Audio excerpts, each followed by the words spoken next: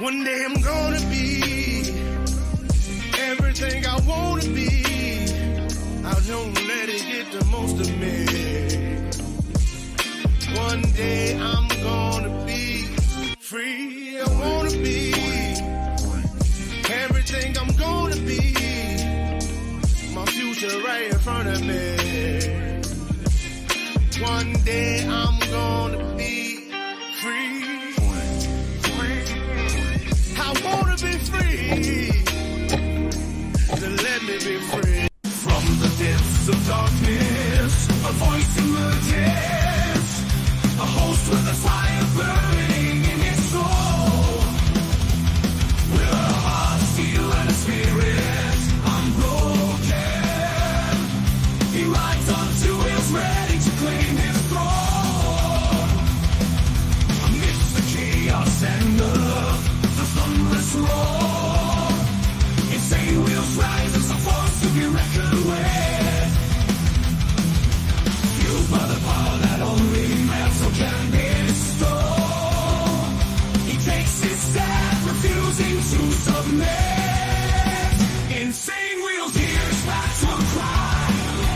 Metal and mayhem will never die. Whistles report he paves his way. Oh, legend in the making, day by day.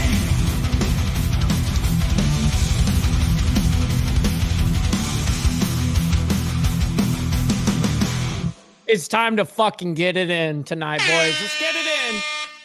All right. We got a crazy one for you guys. We got the live coverage of the vice presidential debate tonight. You know what I mean? So get ready. Get your, hands, round of applause to all of you guys, to the Breakfast Club, man. You guys are the ones that are the reason why we can do this, man. So I very much appreciate every single one of you guys a part of the Breakfast Club. Hey, man, breakfast is best for dinner, man. So that's what we're doing tonight. Also, if you guys can do me a huge favor, make sure on your way in right now, make sure to hit that like button. I very much appreciate every single one of you guys, as it is the #1 metric of all of YouTube. Make sure you guys hit that. And also make sure you're subscribed down below. We're doing a lot of hard work in the background to make sure this happens. Also, make sure you follow me at my Instagram, at BallValveTV. That's where we post everything behind the scenes for not only the show, but of my own personal life. It is what it is. I do some crazy ass shit, man. So we have a good ass time over there. Also, if you guys would like any sort of shout outs, I'm going to be honest, we're doing a live reaction. Well, it's not even reaction. This is live coverage of the debate. So the only times that we're going to have any sort of pausing of pretty much of this program is when donations come through. Yes, I will be adding my side pieces here and there when I think about it, you know what I mean? But I have to be able to add my own content to it, be able to let you guys know what I'm thinking. So if you guys would like to stop the show momentarily and also help out the show monetarily, we have these scrolling down below, as we will allow that to happen for the rest of the remainder of the show. Thank you guys. We got Brother Dwayne up in here. We got Tiffany and Lee Lance. I appreciate you guys for being here. She says, exactly, I made my son get his homework and shower done early, plus supper so I could watch. Hey, that's pretty dope. I'm not gonna lie. That's pretty dope. I like that a lot. Hopefully you guys are all having a wonderful morning, evening, afternoon, wherever the hell you guys are from around the world, man. We got Brother SNS as well. Appreciate you, as well as Brother Dwayne, as well as Warland. Appreciate you, man. I like that. Some of Mike's comments makes the stupid shit in the videos easier to put up with. Hey, I can dig that. I like that. I'm glad that my commentary can be of value rather than something that is shitty, right? You know what I mean? I would hope that you guys would enjoy what I may have to say, you know? We got Brother Dwayne as well as Road Rage. Hardwire 1%er, what's up? Danny, what's up, man? It's always good to see all of you amazing people in here, man. We got Barbie up in here saying, we early? Yes, we starting early because we wanted to get our intro in. We wanted to be able to hang out with you guys for the first just a little bit, because as you guys know, the debate's going to start at 8 my time, which is 9 p.m. Eastern. So that's here in a couple minutes, only 2 more minutes, and they're on stage, supposedly. That's if they go on time. But I'm going to be honest. Lately, they've been going on right on time. It's not like that's been a super, like mega wait on something like this. So hence why we did that. Hey to all tonight. What's up, Dragon Classic? Good to see you again. always good to see you. It's always great to see like communities collide. It's one of the things I love watching. Brother Steve Easy is up in the building as well.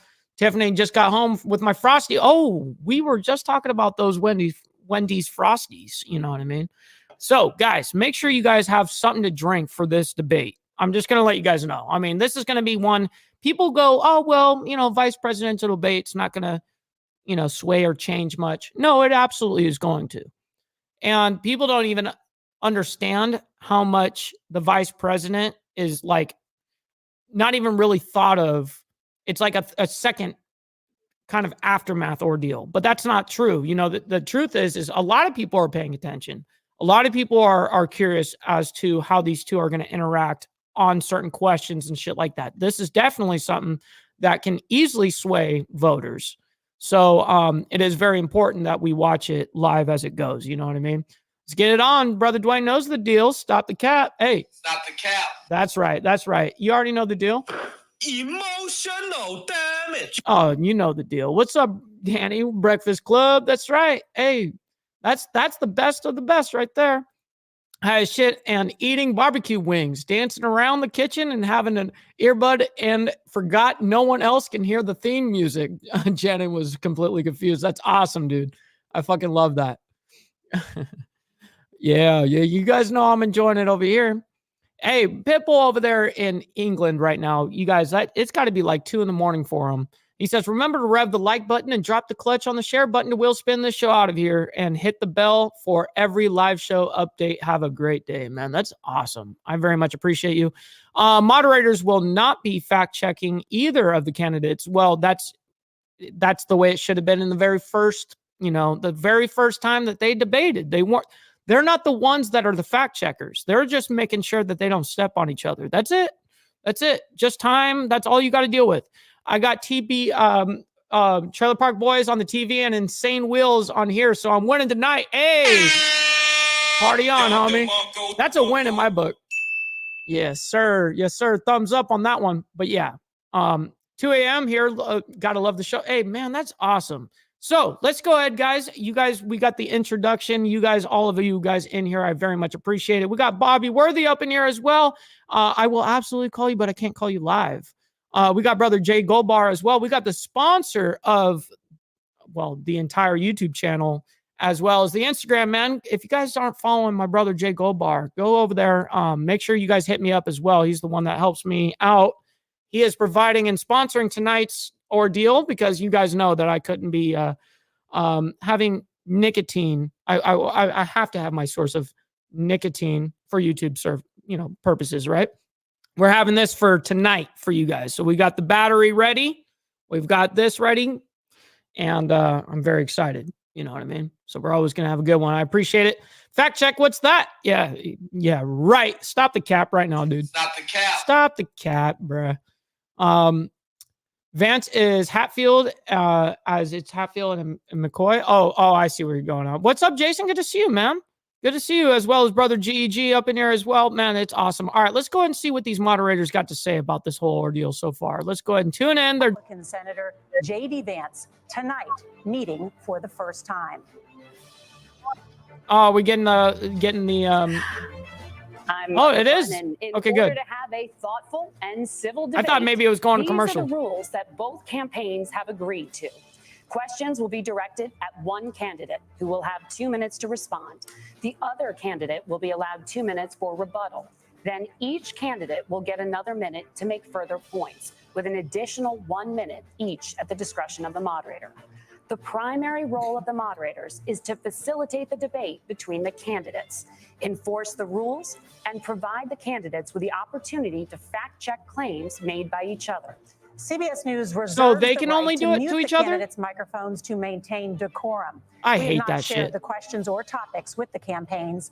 The stage is set. Governor, Senator, thank you. Do you guys for like it a joining closed us. mic Let's get or were they started. muted? Tonight, our country is facing several unfolding crises. The Middle East is on the brink of war. Americans are suffering from the catastrophic impact of Hurricane Helene. And now a labor strike as 25,000 dock workers from Maine to Texas are picketing. We're going to begin tonight with Just covered that this morning. Thank That you, was Nora. heavy. Earlier today, Iran launched its largest attack yet on Israel, but that attack failed thanks to joint U.S. and Israeli defensive action. President Biden has deployed more than 40,000 U.S. military personnel and assets to that region over the past year to try to prevent a regional war. Iran is weakened, but the U.S. still considers it the largest state sponsor of terrorism in the world, and it has drastically reduced the time it would take to develop a nuclear weapon. It is down now to 1 or 2 weeks' time. Governor Walz, if you were the final voice in the Situation Room, would you support or oppose a preemptive strike by Israel on Iran? You have 2 minutes. Well, thank you. And thank you for those Good joining home question. tonight. Let's keep in mind where this started. October 7th, Hamas terrorists massacred over 1,400 Israelis and took prisoners. Israel's ability to be able to defend itself is absolutely fundamental. Getting its hostages back, fundamental, and ending the humanitarian crisis in Gaza. But the expansion of Israel and its proxies is an absolute fundamental necessity for the United States to have the steady leadership there. You saw it experienced today, where along with our Israeli partners and our coalition, able to stop the incoming attack. But what's fundamental here is that steady leadership is going to matter. It's clear, and the world saw it on that debate stage a few weeks ago. A nearly 80-year-old Donald Trump talking about crowd sizes is not what we need in this moment. But it's not just that. It's those that were closest to Donald Trump that understand how dangerous he is when the world is this dangerous. His chief of staff, John Kelly, said that he was the most flawed human being he'd ever met. And both of his secretaries of defense and his national security advisors said he should be nowhere near the White House. Now, the person closest to them, Donald Trump, said he's unfit for the highest office. That was Senator Vance. What we've seen out of Vice President Harris is we've seen steady leadership. We've seen a calmness that is able to draw on the coalitions to bring them together, understanding that our allies matter. When our allies see Donald Trump turn towards Vladimir Putin, turn towards North Korea, when we start to see that type of fickleness around holding the coalitions together, we will stay committed. And as the vice president said today we will protect our forces and our allied forces, and there will be consequences. Governor, your time is up. Senator Vance, Really quick, want to give a big shout out to brother Lee Lance for the $5 donation on the Cash App, man. Thank you so much for supporting the show, man. It goes a very far way, man. Thank you. Would you support or oppose a preemptive strike by Israel on Iran? You have 2 minutes. So, Margaret, I want to answer the question. First of all, thanks, Governor. Thanks to CBS for hosting the debate. And thanks, most importantly, to the American people who are watching this evening and caring enough about this country to pay attention to this vice presidential debate. I want to answer the question, but I want to actually give an introduction to myself a little bit, because I recognize a lot of Americans don't know who either one of us are. I was raised in a working class family. My mother required food assistance for periods of her life. My grandmother required Social Security help to raise me. And she raised me in part because my own mother struggled with addiction for a big chunk of my early life. I went to college on the GI Bill after I enlisted in the Marine Corps and served in Iraq. And so I stand here asking to be your vice president with extraordinary gratitude for this country, for the American dream that made it possible for me to live my dreams. And most importantly, I know that a lot of you are worried about the chaos in the world and the feeling that the American dream is unattainable. I want to try to convince you tonight over the next 90 minutes that if we get better leadership in the White House, if we get Donald Trump back in the White House, the American dream is going to be attainable once again. Now, to answer this particular question, we have to remember that as much as Governor Walz just accused Donald Trump of being an agent of chaos, Donald Trump actually delivered stability in the world, and he did it by establishing effective deterrence. People were afraid of stepping out of line. Iran, which launched this attack, has received over $100 billion in unfrozen assets thanks to the Kamala Harris administration. What do they use that money for? They use it to buy weapons that they're now launching against our allies, and God forbid, potentially launching against the United States as well. Donald Trump recognized that for people to fear the United States, you needed peace through strength. They needed to recognize that if they got out of line, the United States global leadership would put stability stability and peace back in the world. Now, you asked about a preemptive strike, Margaret, and I want to answer the question. Look, it is up to Israel what they think they need to do to keep their country safe, and we should support our allies wherever they are when they're fighting the bad guys. I think that's the right approach to take with the Israel question. Thank you, Senator. I think that was a good Governor answer. Walz, do you care to respond to any of the allegations? Well, look, Donald Trump was in office. We'll sometimes hear a revisionist history, but when Donald Trump was in office, it was Donald Trump who we had a coalition of nations that had boxed Iran's nuclear program in, the inability to advance it. Donald Trump pulled that program and put nothing else in its place. So Iran is closer to a nuclear weapon than they were before because of Donald Trump's fickle leadership.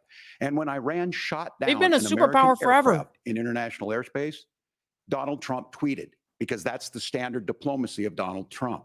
And when Iranian missiles did fall near U.S. troops and they received traumatic brain injuries, Donald Trump wrote it off as headaches. Look, our allies understand that Donald Trump is fickle. He will go they're going to, whoever Bobby. has the most flattery or where it makes sense to him. Steady leadership like you witnessed today, like you witnessed in April. Both Iranian attacks were repelled. Our coalition is strong, and we need the steady leadership that Kamala Harris is providing. Senator Vance, the U.S. did have a diplomatic deal with Iran to temporarily pause parts of its nuclear program, and President Trump did exit that deal. He recently said, just 5 days ago, the U.S. must now make a diplomatic deal with Iran because the consequences are impossible. I actually don't like that she did that. I don't like that she did that. Diplomacy is not a dirty word, but I think that's something that Governor Walz just said is quite extraordinary. You yourself just said Iran is as close to a nuclear weapon today as they have ever been. And Governor Walz, you blamed Donald Trump. Who has been the vice president for the last 3.5 years? And the answer is your running mate, not mine. Donald Trump consistently made the world already 20 more times. secure. Now, we talk about what the sequence of events that led us to where we are right now, and you can't ignore October the 7th, which I appreciate Governor Walz bringing up. But when did Iran and Hamas and their proxies attack Israel? It was during the administration of Kamala Harris. So Governor Walz can criticize Donald Trump's tweets, but effective, smart diplomacy and peace through strength is how you bring stability back to a very broken world. Donald Trump has already done it once before. Ask yourself at home, when was the last time, I'm 40 years old, when was the last time that an American president didn't have a major conflict break out? The only answer is during the 4 years that Donald Trump was president. You can't take that away from him. Nora? He's right. Margaret, thank you. Let's turn now to Hurricane Helene. The storm could become one of the deadliest on record. More than 160 people are dead and hundreds What's up, more Kelly? are missing. Good to see you, man. Scientists say climate change makes Good to these see you, hurricanes sis. larger, stronger, and more deadly because of the historic rainfall. Senator Vance, according to CBS News polling, 7 in 10 Americans and more than 60% of Republicans under the age of 45 favor the U.S. taking steps to try and reduce climate change. Senator, what responsibility would the Trump administration have to try and reduce the impact of climate change? I'll give you 2 minutes. Sure. So first of all, let's You know they're going gonna to cover it. hurricane because it's an unbelievable, unspeakable human tragedy. I just saw today actually a photograph of 2 grandparents on a roof with a 6-year-old child, and it was the last photograph ever taken of them because the roof collapsed and those innocent people lost their lives. And I'm sure Governor Walz joins me in saying our hearts go out to those innocent people, our prayers go out to them, and we want as robust and aggressive as a federal response as we can get to save as many lives as possible, and then of course afterwards to help the people in those communities rebuild. I mean, these are communities that I love. Some of them I know very personally in Appalachia, all across the Southeast. They need their government to do their job. And I commit that when Donald Trump is president again, the government will put the citizens of this country first when they suffer from a disaster. You know, he has to asked talk about climate this. change. I think this is a very important issue. Look, a lot of people are justifiably worried about all these crazy weather patterns. I think it's important for us, first of all, to say, Donald Trump and I support clean air, clean water. We want the environment to be cleaner and safer. But one of the things that I've noticed some of our Democratic friends talking a lot about is a concern about carbon emissions, this idea that carbon emissions drives all of the climate change. Well, let's just say that's true, just for the sake of argument, so we're not arguing about weird science. Let's just say that's true. Well, if you believe that, what would you want to do? The answer is that you'd want to reshore as much American manufacturing as possible, and you'd want to produce as much energy as possible in the United States of America because we're the cleanest economy in the entire world. What have Kamala Harris's policies actually led to?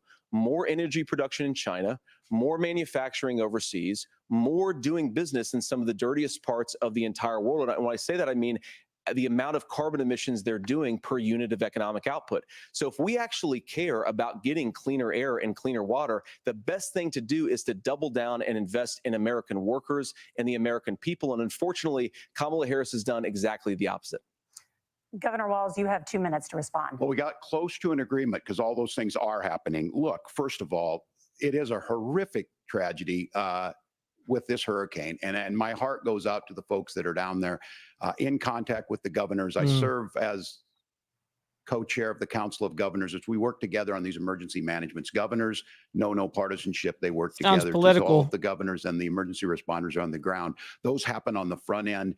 The federal government comes in, makes sure they're there to that we recover, but we're still in that phase where we need to make sure that they're staying there, staying focused. Now, look, coming back to the climate change issue, there's no doubt this thing roared onto the scene faster and stronger than anything we've seen.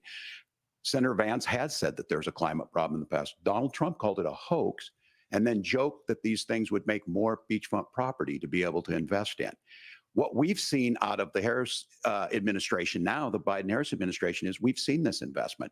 We've seen massive investments, the biggest in global history that we've seen in the Inflation Reduction Act, has created jobs all across the country. 2,000 in Jeffersonville, Ohio, taking the EV technology that we invented and making it here. 200,000 jobs across the country. The largest solar manufacturing I like how they plant put the question in there. North America sits in Minnesota. That's cool. But my farmers know climate change is real. They've seen 500-year droughts, 500-year floods back to back.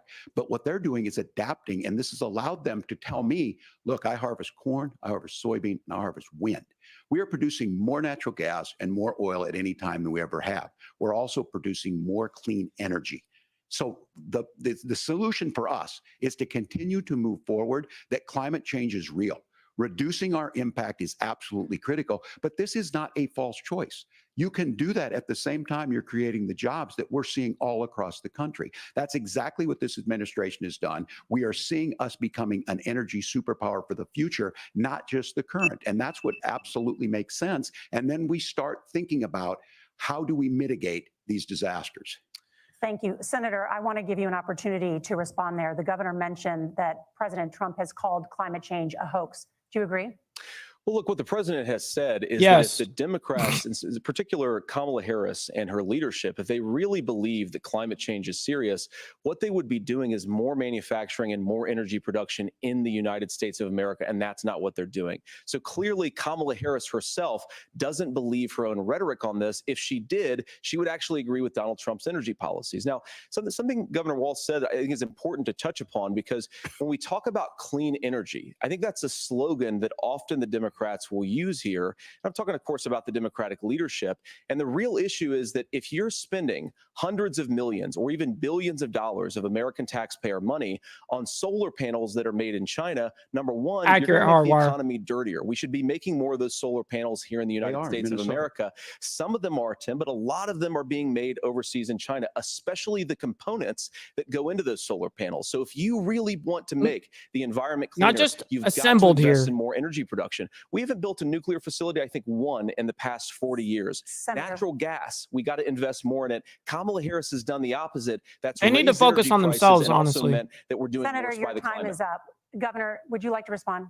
Well, look, we're producing more natural gas than we ever have. There's no moratorium on that. We're producing more oil, but the folks know, and like I said, again, these are not liberal folks. These are not folks that are Green New Deal folks. These are farmers that have been drought one year, massive flooding the next year. They understand that it makes sense. Look, our number one export cannot be topsoil from erosion from these massive storms. We saw it in Minnesota this summer. And thinking about how do we respond to that, we're thinking ahead on this. And what Kamala Harris has been able to do in Minnesota, we're starting to weatherproof some of these things. The infrastructure law that was passed allows us to think about mitigation in the future. How do we make sure that we're protecting by burying our power lines? How It's do we make definitely sure not that we're smoking on protecting this. lakefronts It's and about things my that we're time. seeing more and more of? But to call it a hoax Time. and to take the oil company executives to Mar-a-Lago Say, give me money for my campaign and I'll let you do whatever you want. We can be smarter about that. And an all above energy policy is exactly what she's doing, creating those jobs right here. Governor, your time It's is my up. turn. The overwhelming consensus My among turn. scientists is that the Earth's climate is warming at an unprecedented rate. Margaret? Thank you, Nora. We're going to turn now to immigration. The crisis at the U.S.-Mexico border consistently ranks as one of the top issues for American voters. Senator Vance, your We're ready. campaign is We're pledging ready. to carry out the largest mass deportation plan in American history and to use the U.S. military to do so. Could you be more specific about exactly how this will work? For example, would you deport parents who have entered the U.S. illegally and separate them from any of their children who were born on U.S. soil? You have 2 minutes. So first of all, Margaret, before we talk Damn. about deportations, we have It's a to good stop question, the though. bleeding. We have a historic immigration crisis because Kamala Harris started and said that she wanted to undo all of Donald Trump's border policies. 94 executive orders suspending deportations, decriminalizing That was a little illegal baby. aliens, Little baby. massively increasing the asylum fraud that exists in our system. That has opened the floodgates. And what it's meant is that a lot of fentanyl is coming into our country. I had a mother who struggled with opioid addiction and has gotten clean. I don't want people who are struggling with addiction to be deprived of their good. second chance because Kamala Harris let in fentanyl into our communities at record levels. So you've got to stop the bleeding. You've got to re-implement Donald Trump's border policies, build the wall, re-implement deportations. And that gets me to your point, Margaret, about what do we actually do? So we've got 20, 25 million illegal aliens who are here in the country. What do we do with them? I think the first thing that we do is we start with the criminal migrants. About 1 million of those people have committed some form of crime in addition to crossing the border illegally. I think you start with deportations on those folks. And then I think you make it harder for illegal aliens to undercut the wages of American workers. A lot of people will go home if they can't work for less than minimum wage in our own country. And by the way, that'll be really good for our workers who just want to earn a fair wage for doing a good day's work. And the final point, Margaret, is you ask about family separation. Right now, Damn, in he's this answering country, it quite a Margaret, bit right we here. have 320,000 children that the Department of Homeland Security has effectively lost. Some of them have been sex trafficked. Some of them hopefully are at homes with their families. Some of them have been used as drug trafficking mules. The real family separation policy in this country is unfortunately Kamala Harris's wide open southern border. And I'd ask my fellow Americans. Wow, real quick, I got to give a special shout out. We got Melissa in the chat, man, that sent in a $10 Cash App. We're only pausing for donations, man, and right now, wow, saying great job from Melissa Lay. Wow, thank you so much. Thank you sincerely. That means the absolute world. Thank to you. remember, when she came into office, she said she was going to do this. Real leadership would be saying, you know what, I screwed up. We're going to go back to Donald Trump's border policies. I wish that she would do that. It would be good for all of us. Governor, do you care to respond to any of those specific care? allegations, including that the vice president is, quote, letting in fentanyl and using kids as drug mules? Absolutely, among Brother other Beezer. things Yeah, regarding well, Much children? love, The man. drug mule is not true, but I will say about this, about the fentanyl, because this is a crisis of this, the opioid crisis. And the good news on this is the last 12 months saw the largest decrease in opioid deaths in our nation's history, 30% decrease in Ohio, but there's still more work to do. But let's go back to this on immigration. Kamala Harris was the attorney general of the largest state, a border state in California. She's the only person in this race who prosecuted transnational gangs for human trafficking and drug interventions. But look, we all You hear, want to Vance? solve it. Most of us want to solve I mean, this. Walls, And that that's is the United crazy States of him to Congress. say That's that. the Border That's Patrol crazy. agents. That's the Chamber of Commerce. That's most Americans out here. That's why we had the I could fairest rebuttal and the this, but I'm not toughest going to, bill obviously. on immigration that this nation's seen. It was crafted by a conservative senator from Oklahoma, James Lankford. I know him. He's super conservative, but he's a man of principle, wants to get it done. It's so hard for me to Democrats and bite my tongue Republicans worked on sometimes. this piece of legislation. The Border Patrol said, this is what we need in here. These are the experts. And the Chamber of Commerce and the Wall Street Journal said, pass this thing. Kamala Harris helped get there. 1,500 new border agents, detection for drugs, DOJ money to speed up these the adjudications on this, just what America wants. Not the But as time. soon as I was getting ready to pass and actually tackle this, Donald Trump said no, told them to vote against it because it gives him a campaign issue. It gives him to, what would Donald Trump talk about if we actually did some of these things? And they need to be done by the legislature. You can't just do this through the executive branch. So look, we have the options to do this. Donald Trump had 4 years. He had 4 years to do this. And he promised you, America, how easy it would be. I'll build you a big, beautiful wall, and Mexico will pay for it. Less than 2% of that wall got built, and Mexico didn't pay a dime. But here we are again, 9 years after he came down that escalator, I can't help it. dehumanizing people and telling them what he was going to do. As far as the deportation plan, at one point, Senator Vance said it was so unworkable to be laughable. So that's where we're at. Pass the bill, she'll sign it. Governor, your time is up.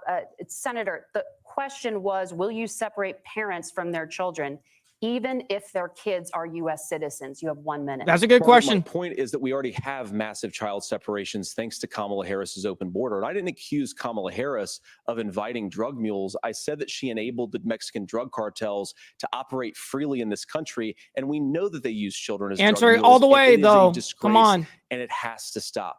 But Answer what it. Tim said just doesn't pass the smell test. For 3 years, Kamala Harris went out bragging that she was going to undo Donald Trump's border policy. She did exactly that. We had a record number of illegal crossings. We had a record number of fentanyl coming into our country.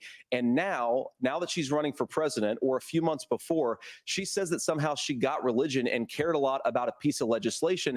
The only thing that she did when she became the vice president, when she became the appointed border czar, was to undo 94 Donald Trump executive actions that opened the border. This problem I is didn't know leading that. to massive problems in the United States of America. Parents who can't afford health care, schools that are overwhelmed. It's got to stop, and it will when Donald Trump is president again. Senator, your time is up. Governor, what about He could our have answered CBS that News better. polling, which does show that a majority of Americans, more than 50%, support mass deportation? What's up, brother Evil? Look, we fix this issue with a bill that is necessary, but the issue on this is what happens when you don't want to solve it. You demonize it. And we saw this. And Senator Vance, and it surprises me on this, talking about and saying, I will create stories to bring attention to this. That vilified a large number of people who were here legally in the community of Springfield. The Republican governor said, it's not true. Don't do it. There's consequences for this. There's consequences. We could come together. Senator Langford did it. We could come together and solve this if we didn't let Donald Trump continue to make it an issue. And the consequences in Springfield were the governor had to send state law enforcement to escort kindergartners to school. I believe Senator Vance wants to solve this, but by standing with Donald Trump and not working together to find a solution, it becomes a talking point. And when it becomes a talking point like this, we dehumanize and villainize other human beings. Tim, Governor, your time is up. Senator, I'll give you 1 minute, but let me just ask you the question first. The governor has made the point, and I think as a sitting lawmaker, you know that Congress controls the purse strings and any funding. So you have said repeatedly that Donald Trump would, through executive action, solve this. Do you disagree that Congress controls the purse strings and would need to support many of the changes that you would actually want to implement? You have 1 minute. Look, Margaret, first of all, the gross majority of what we need to do at the southern border is just empowering law enforcement to do their job. I've been to the southern border more than our border czar, Kamala Harris, has been, and it's actually heartbreaking because the Border Patrol agents, they just want to be empowered to do their job. Of course, additional resources would help, but most of this is about the president and the vice president empowering our law enforcement to say, if you try to come across the border illegally, you've got to stay in Mexico, you've got to go back through proper channels.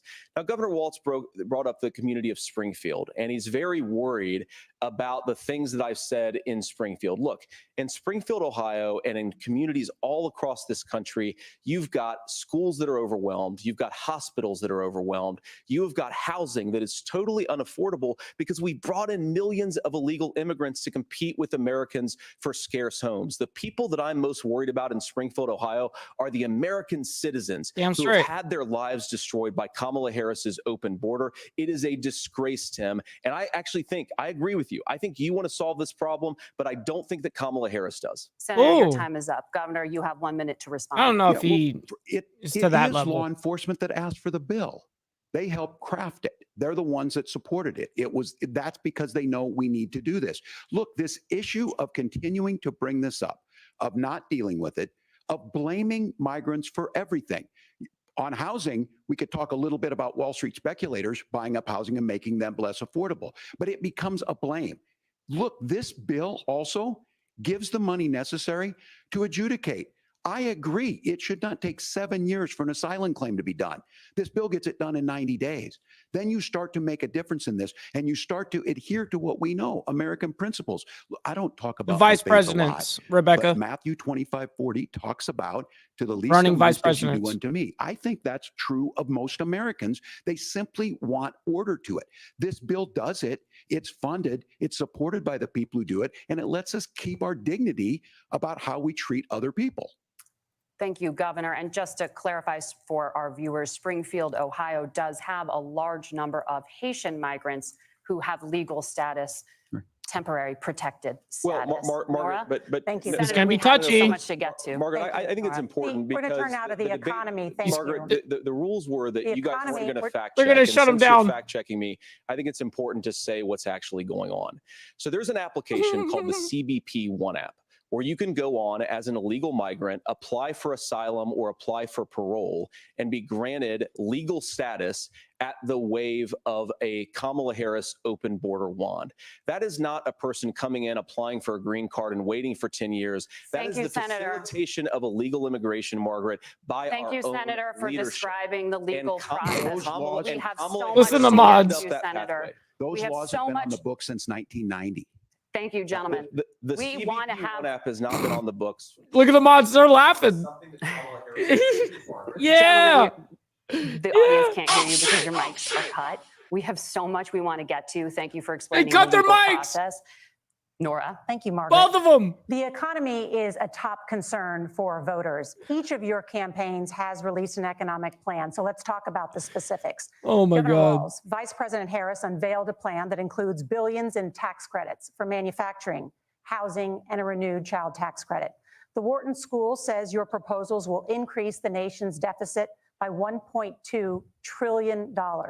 How would you pay for that without ballooning the deficit? Governor, I'll give you 2 minutes. Yeah, thank you. And Kamala Harris and I do believe in the middle class because that's where we come from. We both grew up in that. We understand. So those of you out there listening tonight, you're hearing a lot of stuff back and forth, and it's good. It's healthy. That's what this is supposed to happen.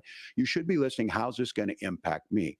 The bold forward plan that Kamala Harris put out there is talking about this housing issue. I was waiting for The someone to one say thing it. is there's 3 million new houses proposed under this plan with down payment assistance on the front end to get you. The in. hardware A is house comment. much more Not to- than just not an to asset Waltz. to be Sorry. traded somewhere. It's foundational to where you're at. And then making sure that the things you buy every day, whether they be prescription drugs or other things, that there's fairness in that. Look, the $35 insulin is a good thing, but it costs $5 to make insulin. They were charging $800 before this law went into effect. As far as the housing goes, I've seen it in Minnesota. 12% more houses in Minneapolis, prices went down on rent 4%. It's working. And then making sure tax cuts go to the middle class. $6,000 child tax credit, we have one in Minnesota, reduces childhood poverty by 1/3. We save money in the long run, and we do the right thing for families. And then getting businesses off the ground. The law as it stands right now is $5,000 tax credit for small business, increasing that to $50,000. Now, Rest this is in a peace, philosophical mainstream difference media. between us. Rest in Donald peace, Trump mainstream. made a promise, and I'll give you this. He kept it. He took folks to Mar-a-Lago, said, you're rich as hell, I'm gonna give you a tax cut. He gave the tax cuts that predominantly went to the top class. What happened there was an $8 trillion increase in the national debt, the largest ever. Now he's proposing a 20% consumption or sales tax on everything we bring in. Everyone agrees, including businesses, it would be destabilizing it, it would increase inflation and potentially lead to a recession. Look, this is simple for you. Where are we going? Kamala Harris has said to do the things she wants to do, we'll just ask the wealthiest to pay their fair share. When you do that, our system works best, more people are participating in it, and folks have the things that they need. Senator, I want to give you a moment to respond on that. But similarly, the Make sure you Wharton guys School like has the- done an analysis the video, of guys. Trump Thank you, plan guys. and says it would increase the nation's deficit by $5.8 trillion. My question is the same for you. How do you pay for all that without ballooning the deficit? I'll give you 2 minutes.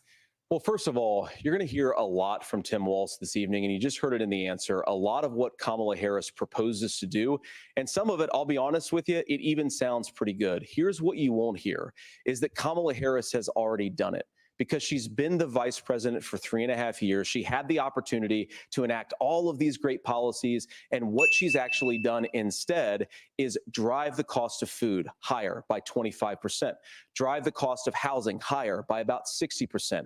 Open the American southern border and make middle-class life unaffordable for a large number of Americans. If Kamala Harris has such great plans for how to address middle-class problems, then she ought to do them now. Not when asking for a promotion, but in the job the American people gave her 3.5 years ago. And the fact that she isn't tells you a lot about how much you can trust her actual plans. Now, Donald Trump's economic plan is not just a plan, but it's also a record. A lot of those same economists attack Donald Trump's plans, and they have PhDs, but they don't have common sense and they don't have wisdom. You ran the country for 4 years. Economic policies delivered the highest take-home pay in a generation in this country, 1.5% inflation, and to boot, peace and security all over the world. So when people say that Donald Trump's economic plan doesn't make sense, I say, look at the record. He delivered rising take-home pay for American workers. Now, Tim admirably admits that they want to undo the Trump tax cuts. But if you look at what was so different about Donald Trump's tax cuts, even from previous Republican tax cut plans, is that a lot of those resources went to giving more take-home pay to middle-class and working-class Americans. It was passed in 2017, and you saw an American economic boom unlike we've seen in a generation in this country. That is a record that I'm proud to run on, and we're going to get back to that common sense wisdom so that you can afford to live the American dream again. I know a lot of you are struggling. I know a lot of you are worried about paying the bills. It's going to stop when Donald Trump brings back common sense to this country. Governor, do you want to respond to that? What has Kamala Harris done for the middle class? Yeah, well, Kamala Harris's day one was Donald Trump's failure on COVID that led to the collapse of our economy. We were already before COVID in a manufacturing recession, but 10 million people out of work, largest percentage since the Great Depression. 9 million jobs closed on that. That was day one, whether it was the Infrastructure Act or other things we moved. Now, you made a question about experts. Bounce back jobs? I made a note of this. Economists can't be trusted. Science can't be trusted. National security folks can't be trusted. Look, if you're going to be president, you don't have all the answers. Donald Trump believes he does. My pro tip of the day is this. If you need heart surgery, listen to the people at the Mayo Clinic in Rochester, Minnesota, not Donald Trump. And the same thing goes with this. And I ask you out there, teachers, nurses, truck drivers, or whatever, how is it fair that you're paying your taxes every year and Donald Trump hasn't paid any federal tax in the last 15 years? No, that's not true. Last year as president. That's what's wrong with the system. There's a way around it, and he's that's so cap. We're just asking for fairness in it, and that's all you want. I can't stand it. Unreal. Governor, you say trust the experts. Wow. But those same experts for 40 years said that Can't if we believe he shipped our believes manufacturing base off to China, we'd get cheaper goods. They lied about that. They said if we shipped our industrial base off to other countries, to Mexico and elsewhere, it would make the middle class stronger. They were wrong about that. They were wrong about the idea that if we made America less self-reliant, less productive in our own nation, that it would somehow make us better off, and they were wrong about it. And for the first time in a generation, Donald Trump had the wisdom and the courage to say to that bipartisan consensus, we're not doing it anymore. We're bringing American manufacturing back. We're unleashing American energy. We're going to make more of our own stuff. And this isn't just an economic issue. I mean, I've got 3 beautiful little kids at home, 7, 4, and 2, and I love them very much, and I hope they're in bed right now.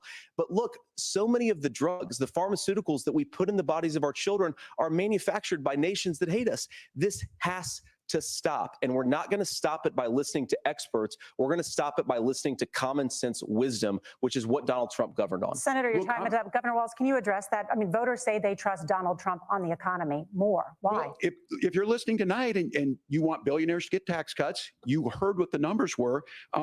Look, I'm a union guy on this. I'm not a guy who wanted to ship things overseas, but I understand that, look, you pushed them out. Corn. We need to have fair trading partners. That's something that we believe Bureaucracy. in. I think the thing that most concerns me on this is Donald Trump was the guy who created the largest trade deficit in American history with China. So the rhetoric is good. Much of what the senator said right there, I'm in agreement with him on this. I watched it happen too. I watched it to my communities, and we talked about that. But we had people undercutting the right to collectively bargain. We had right to work states made it more difficult. We had companies that were willing to ship it over, and we saw people profit. Folks that are venture capital in some cases, putting money into companies that were overseas. We're in agreement I that don't we bring know. those home. The issue is Donald Trump is talking about it. Dwayne. Kamala Harris has a record, 250,000 more manufacturing jobs just in out of the IRA. May I respond to that? Yes. So appreciate that. So if you notice what Governor Walz just did is he said, first of all, Donald Trump has to listen to the experts. And then when he acknowledged that the experts screwed up, he said, well, Donald Trump didn't do nearly as good of a job as the statistics No, that's a show gross that generalization. he did. So what Tim Walz is doing, and I honestly, Tim, I think you got a tough job here because you've got to play whack-a-mole. You've got to pretend that Donald Trump didn't deliver rising take-home pay, which of course he did. You've got to pretend that Donald Trump didn't deliver lower inflation, which of course he did. And then you simultaneously got to defend Kamala Harris's atrocious economic record, which has made gas, groceries, and housing unaffordable for American citizens. I was raised by a woman who would sometimes go into medical debt so that she could put food on the table in our household. I know what it's like to not be able to Medical afford the debt. things that you need Damn. to afford. We can do so much better. To all of you watching, we can get back to an America that's affordable again. We just got to get back to common sense economic I don't know about all principles. I hope we that. have a conversation on healthcare then. Senator, Governor, Please. thank you. Margaret? I would We have hope a for lot to it. get to ahead, gentlemen, on many topics. But right now, I want to talk about personal qualifications. Cut off again. The vice president is often the last voice the president hears before making consequential decisions. We want to ask you about your leadership qualities. Governor Walz, you said you were in Hong Kong during the deadly Tiananmen Square protests in the spring of 1989. But Minnesota Public Radio and other media outlets are reporting that you actually didn't travel to Asia until August of that year. Can you explain that discrepancy? You have 2 Yeah, minutes. well, and to the folks out there who didn't get at the top of this, look, I grew up in small rural Nebraska, town of 400, town that you rode your bike with your buddies till the streetlights come on, and I'm proud of that service. I joined the National Guard at 17, worked on family farms. and What's then up, I Gary? Used Good the to see GI you, man. Bill to become a teacher, passionate about it, a young teacher. My first year out, I got the opportunity in the summer of '89 to travel to China. What's our drinking 35 game, years guys? ago, be able to do that. I came back home and then started a program to take young people there. We would take basketball teams, we would take baseball teams, we would take dancers, and we would go back and forth to China. I The agree, issue for that Hardwire. was to try and learn. Yep. Now, look, my community knows who I am. They saw where I was at. Look, I will be the first to tell you, I have poured my heart into my community. I've tried to do the best I can, but I've not been perfect. And I'm a knucklehead at times, but it's always been about that. Those same people elected me to Congress for 12 years. And in Congress, I was one of the most bipartisan people, working on things like farm bills that we got done, working on veterans benefits. And then the people of Minnesota were able to elect me to governor twice. So look, my commitment has been from the beginning to make sure that I'm there for the people, to make sure that I get this right. I will say more than anything, many times I will talk a lot. I will get caught up in the rhetoric. I will talk a lot. But being there, the impact it made, the difference it made in my life, I learned a lot about China. I hear the critiques of this. I China. would make the case that Donald Trump should have come on one of those trips with us. I guarantee you he wouldn't be praising Xi Jinping about COVID. And I guarantee you he wouldn't start a trade war that he ends up losing.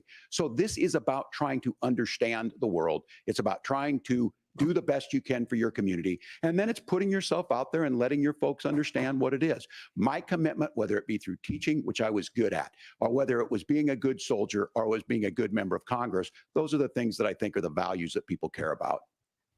Governor, just to follow up on that, the question was, can you explain the No, just- discrepancy? All I said on this was I got there that said summer no. and misspoke on this. So I will just, that's what I've said. Oh, wow. So I was in Hong Kong and China during the democracy protests went in. And from that, I learned a lot of what needed to be in governance. Thank you, Oh my Governor. God, let's drink Senator it up. Vance, in Let's- hey, 2016, you all called that your shit running right mate there? Donald Trump unfit for the nation's Emotional highest damage. office, and you said Who he was could be that? America's Hitler. I know you've been asked many times, and you've said you regret those comments. That's a social media and clip explained right you then there. voted for Donald Trump in Guaranteed. 2020. But the Guaranteed. Washington Post reported new messages last week in which you also disparaged Trump's economic record while he was president, writing to someone in 2020, quote, Trump thoroughly failed to deliver his economic populism. You're now his running mate. and you've shifted many of your policy stances to align with I love that, his. Marto. If you become vice president, why should Americans trust that you will give Donald Trump the advice he needs to hear and not just the advice he wants to hear? You have 2 minutes. That's a good Well, first question. of all, Margaret, because I've always been open. And Very good sometimes, of question, course, I've actually, disagreed from the with mods. president, but I've also been extremely Cheers. open about the fact that I was wrong about Donald Trump. I was wrong, first of all, because I believed some of the media stories that turned out to be dishonest fabrications of his record. But most importantly, Donald Trump delivered for the American people. Rising wages, rising take-home pay, an economy that worked for normal Americans, a secure southern border, a lot of things, frankly, that I didn't think he'd be able Totally, to deliver Steve. on. And yeah, when you screw up, when you misspeak, when you get something wrong, You should and be able change to your say it. mind, You're you ought right. to be honest with the American people about it. It's one What's of up, the reasons, Kingston? Margaret, why I've done so many interviews is because I think it's important see to you, man. actually explain to the American people where I come down on the issues and what changed. Now, you pointed out the messages from 2020. Margaret, I've been extremely consistent that I think there were a lot of things that we could have done better in the Trump administration the first round if Congress was doing its job. I strongly believe, and I've been a United States senator, that Congress is not just a high-class debating Tajay, my society. It's not just a boy. forum for senators and congressmen to whine about problems. It's a forum to govern. So there were a lot of things on the border, on tariffs, for example, where I think that we could have done so much more if the Republican Congress and the Democrats in Congress had been a little bit better about how they govern the country. They were so obsessed with impeaching Donald Trump, they couldn't actually govern. And I want to talk about this tariff issue in particular. Yeah, to do that Margaret, quick cut to because keep going. Tim just accused this of being a national sales tax. Look, the one thing, and you're probably surprised to hear me praising Joe Biden, but the one thing that Joe Biden did. Watch it with is us, he Kingston. continued Come on, some of the man. Trump tariffs that protected American manufacturing jobs. And it's the one issue, the most pro-worker part of the Biden administration. It's the one issue where Kamala Harris has run away from Joe Biden's record. Think about this. If you're trying to employ slave laborers in China at $3 a day, you're going to do that and undercut the wages of American workers unless our country stands up for itself and says, you're not accessing our markets unless you're paying middle-class Americans a fair wage. Senator, your time is up. Nora? Thank you. Now to the issue of reproductive rights.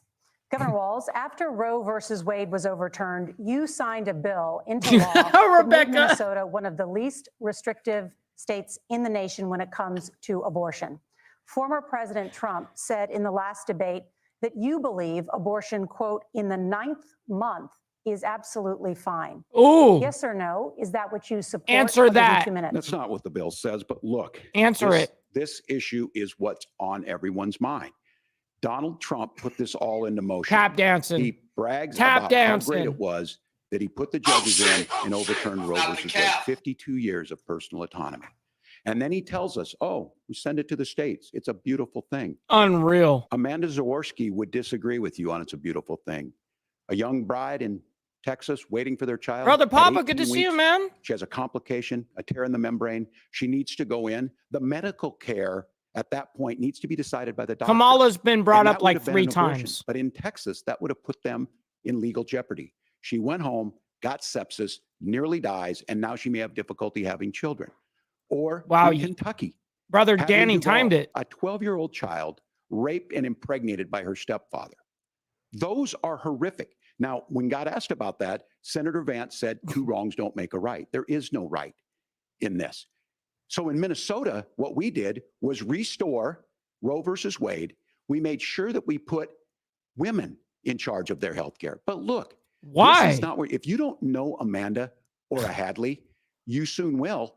Their Project 2025 is going to have a registry of I'm pregnancies. so glad he It's brought going to it make up. more difficult, if not impossible, to get Vance, contraception.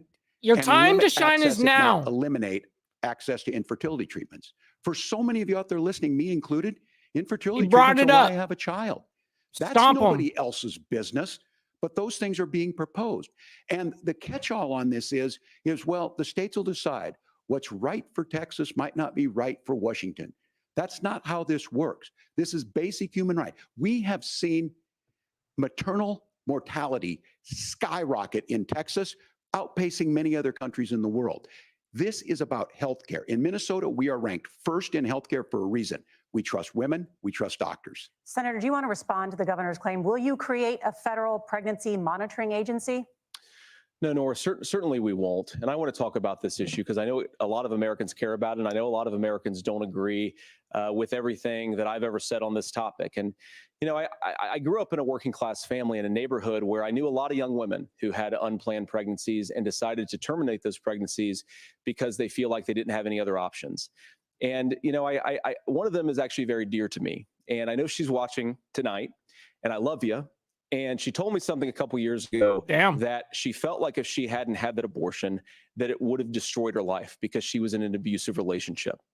And I think that what I take from that as a Republican who proudly wants I know what he's doing right now. He's riding the line in this country, who proudly wants to protect the vulnerable, is that my party, we've got to do so much better of a job at earning the American people's trust back on this issue where they frankly just don't trust us. And I think that's one of the things that Donald Trump and I are endeavoring to do. I want us as a Republican Party to be pro-family in the fullest sense of the word. Yes. I want us to support fertility treatments. I want us to make it easier for moms to afford to have babies. I want it to make it easier for young families to afford a home so they can afford a place to raise that family. And I think there's so much that we can do on the public policy front just to give women more options.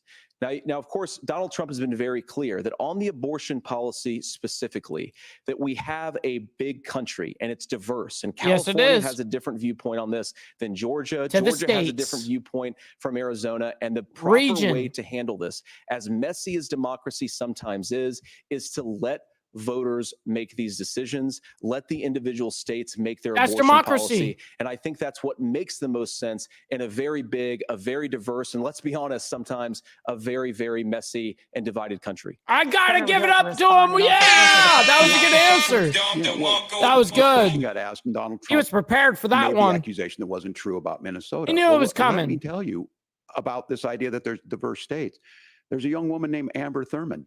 She happened to be in Georgia, a restrictive state. Because of that, she had to travel a long distance to North Carolina to try and get her care. Oh, she had to spend $200 on a plane ticket? Journey to murder her baby? The fact of the matter is, how can we as a nation say that your life and your rights, as basic as the right to control your own body, is exactly, Dean. That's what they're talking about. There's a very real chance. That's what Vance just said. In Minnesota, she would be alive today. That's why the restoration of Roe versus Wade. When you listen to Vice President Harris talk about this subject and you hear me talk about it, you hear us talking exactly the same. Donald Trump is trying to figure out how to get the political right of this. I agree with a lot of what Senator Vance said about what's happening. His running mate, though, does not, and that's the problem. Governor, your time is up. Senator, let me ask you about that. He mentioned, it was, I think, referring to a national ban. In the past, you have supported a federal ban on abortion after 15 weeks. If I had it my way, I would say federal ban too, but that's me, my side. You are making the United States the most barbaric pro-abortion regime anywhere in the entire world. My question is, why have you changed your position? Well, Nora, first of all, I know because I'm the vice president running. I did during when I was running for Senate in 2022 talk about setting some minimum national standard. Right. For example, we have a partial birth abortion ban in place in this country at the federal level. I don't think anybody's trying to get rid of that, or at least I hope not. Though I know that Democrats have taken a very radical pro-abortion stance. But Nora, you know, one of the things that changed is in the state of Ohio, we had a referendum in 2023, and the people of Ohio voted overwhelmingly, by the way, against my position. And I think that what I learned from that, Nora, is that we've got to do a better job at winning back people's trust. So many young women would love to have families. So many young women also see an unplanned pregnancy as something that's going to destroy their livelihood, destroy their education, destroy their relationships. Did I miss a drinking session? I think I did. People's trust back. And that's why Donald Trump and I are committed to pursuing pro-family policies, making childcare more accessible, making fertility treatments more accessible, because we've got to do a better job at that. And that's what real leadership is. Governor, we need it. I'm going to respond on the pro-abortion piece of that. No, we're not. Oh, please. We're pro-freedom. Oh, geez. Here we go. We know what the implications are to not be that. Women having miscarriages. 90 minutes. Women not getting 90 minutes, only an hour and a half. Physicians feeling like they may be prosecuted for providing that care. And as far as making sure that we're educating our children and giving them options, we've got about 35 more minutes. One of the lowest teen pregnancy rates. We understand that too. We know that the options need to be available, and we make that true. We also make it, we're a top 3 state for the best place to raise children. But these two things to try and say that we're pro-children, but we don't like this, or you guys are pro-abortion. I like Jason That's right not here. the case at all. He knows the We deal. are pro-freedoms for women to make their choices, and we're going, and Kamala Harris is making the case. I agree with you, to make Rebecca. options for children more affordable, a $6,000 child tax credit, but we're not going to base that on the backs of making someone like Amber Thurman drive 600 miles to try and get health care. Senator. May I respond to that? Guys, First hit of that all, like button, Governor, I man. agree with Thank you Amber guys Thurman for should helping still be out the alive. There are stream, a lot man. of people who should still be alive, and I certainly wish that she was. And maybe you're free to disagree with me on this and explain this to me, but as I read Good the Minnesota law that you rebuttal, signed Kingston. into law, the statute that you signed into law, it says that a doctor. Hold on, I gotta pause that just real quick for everybody. That is probably one of the best rebuttals I have now yet heard against, my body, my choice kind of ordeal. That's probably the best thing I've heard rebuttal wise. I commend you for that, Kingston. Good job on that. Who presides over an abortion where the baby survives, the doctor is under no obligation to provide life-saving care to a baby who survives a botched late-term abortion. That is, I think, That's whether not you're true. pro-choice or That's not how the law pro-abortion, is. that is fundamentally barbaric. And that's why I use that word, Nora, is because some of what we've seen, do you want to force Catholic hospitals to perform Oh, abortions hell yeah, against their Dwayne. will? And they're Because Kamala 5%. Harris has supported suing Catholic nuns Woo. to violate their freedom of conscience. We can be a big Welcome and back, diverse Pitbull. country where we respect people's freedom of conscience and make the country more pro-baby and pro-family. But please, Yes, Governor, please Oh, respond. he Look, this sent is it one where back there's always off. He's something like, there. but This is a very please. simple proposition. These are women's decisions to make about their healthcare decisions, and the physicians who know best when they need to do this. Trying to distort the way a law is written to try and make a point, that's not I it at all. What was dig wrong that, with that, Governor? Warland. Please Much tell love me, and what was respect, that brother. That is about? not the way the law is written. Look, I've They're arguing. given this advice on a lot of things, that getting involved, getting against, that's been misread, and it was fact checked at the last debate. But the point on this is there's a continuation. Don't of push these too guys much, to Vance. try and tell women Easy. or to get involved. I use this line on this: just mind your own business on this. Things worked best when Roe versus Wade was in place. When we do a restoration of Roe, He knows that the worked woman best. That vote. doesn't He's preclude talking to us the woman vote from right now. increasing funding Walls. for children. It doesn't increase us from making sure that once that child's born, like in Minnesota, they get meals, they get early childhood education, they get health care. So the hiding behind we're going to do all these other things when you're not proposing them in your budget. Kamala Harris is proposing them. She's proposing all those things to make life easier for families. I asked a specific question, Governor. You gave me a slogan as a response. It's not the case. It's not true. That's not what the law says. So they fact checked it with President Trump. Gentlemen, there's a lot to discuss. We have to move on, and we're going to be right back with much more of the CBS News Vice That's Presidential exactly debate the in just a issue moment. that we're fighting against right here, Tiffany. That's the issue. That's the very issue. I'm sorry, but I mean, you just said it 100%. That is the issue. Is women seem to use it as a form of birth control. It's unreal. Absolutely unreal. The House will be It's in order. bad. This year, C-SPAN Oh, let me celebrates fast forward because we 45 got a years. little bit. On C-SPAN. There we go. All right, Online we're at live. cspan.org. I mean, we only Or paused download it as a 2 times. podcast on C-SPAN Thank now, you guys our for free mobile app, donating. or wherever you get Here, let me your mute podcasts. this. Thank you guys for donating to the stream. Thank you guys for being here. Lissa, thank you for, you guys liking the video, you guys being here and just watching this with me this evening. You guys could be anywhere else in the world, but you're here with me. And I'm always very, very honored by each and every one of you. Sincerely. Thank you. Let's see. Jason says, my go line for not getting the vaccine, always my body, my choice. Listen, man, and it's hilarious, with the whole actual abortion issue, my common rebuttal is hilarious enough. It's just, hey, it's your body, your choice. No problem. It's my wallet, my choice. I don't see anything wrong with it. You know what I mean? It's just, hey, it is what it is. We got Liz Ann up in here saying, hi, Mike in chat. Stop by for the first time. I love that. I love how her name, she changed it to permanently confused. Yeah, no, I think we all are, especially watching this. All right, let's go ahead and unmute this so we can hear. Oh, wait. Oh, never mind. I thought we were going to hear something from somebody. Nope, never mind. Send advance. We're watching it happen real time right now, this very second. So it's always an honor. Them teas might taste good, but I can't drink them because I would look. You know, it's funny is that's a common misconception, man. But let me tell you something. Brother Lee Lance, I don't want to put him on blast or nothing, but he's never tried them either. But when he came here, he brought over 2 fucking cases of them. And he tried a few of them while he was here. And I didn't know. I just started handing them to him and he started drinking them. He told me afterwards, he's like, man, I actually really, those are pretty damn good. Like I couldn't taste the alcohol, I mean, they just go wham, you know, it's it's one of those that you can slam very, very quick and easily, you know, so you got to know. What budget has she proposed? Yeah, exactly, bro. Yeah, this is what do you guys think? Is the voting still up on the whole page right now? I hope the vote is still up there. Here, let me go ahead. If it's not, since we're waiting, let me make sure that we can put up a poll right now. I'm going to ask you guys okay, you guys, it's still going. So we have 47 votes so far. So right now we're looking at 23% Walz and Vance 77%. Damn. All right.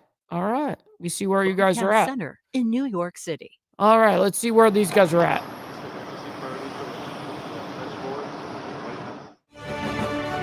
In New York City. Exactly, Jason. Welcome back to the CBS News Vice Presidential Debate. We want to turn now to America's gun violence epidemic. We all love you, brother. The leading cause of death for children and teens in America is by firearms. Senator Vance, you oppose most gun legislation that Democrats claim would curb gun violence. You oppose red flag gun laws and legislation to ban certain semi-automatic rifles, including AR-15s. So let me ask you, earlier this year, for the first time, the parents of a school shooter were convicted of involuntary manslaughter and sentenced to 10 years in prison. Do you think holding parents responsible could curb mass shootings? I'll give you 2 minutes. Yeah, well, Nora, on that particular case, I don't know the full details, but I certainly trust local law enforcement and local authorities to make those decisions. I think in some cases the answer is going to be yes, and in some cases the answer is going to be no.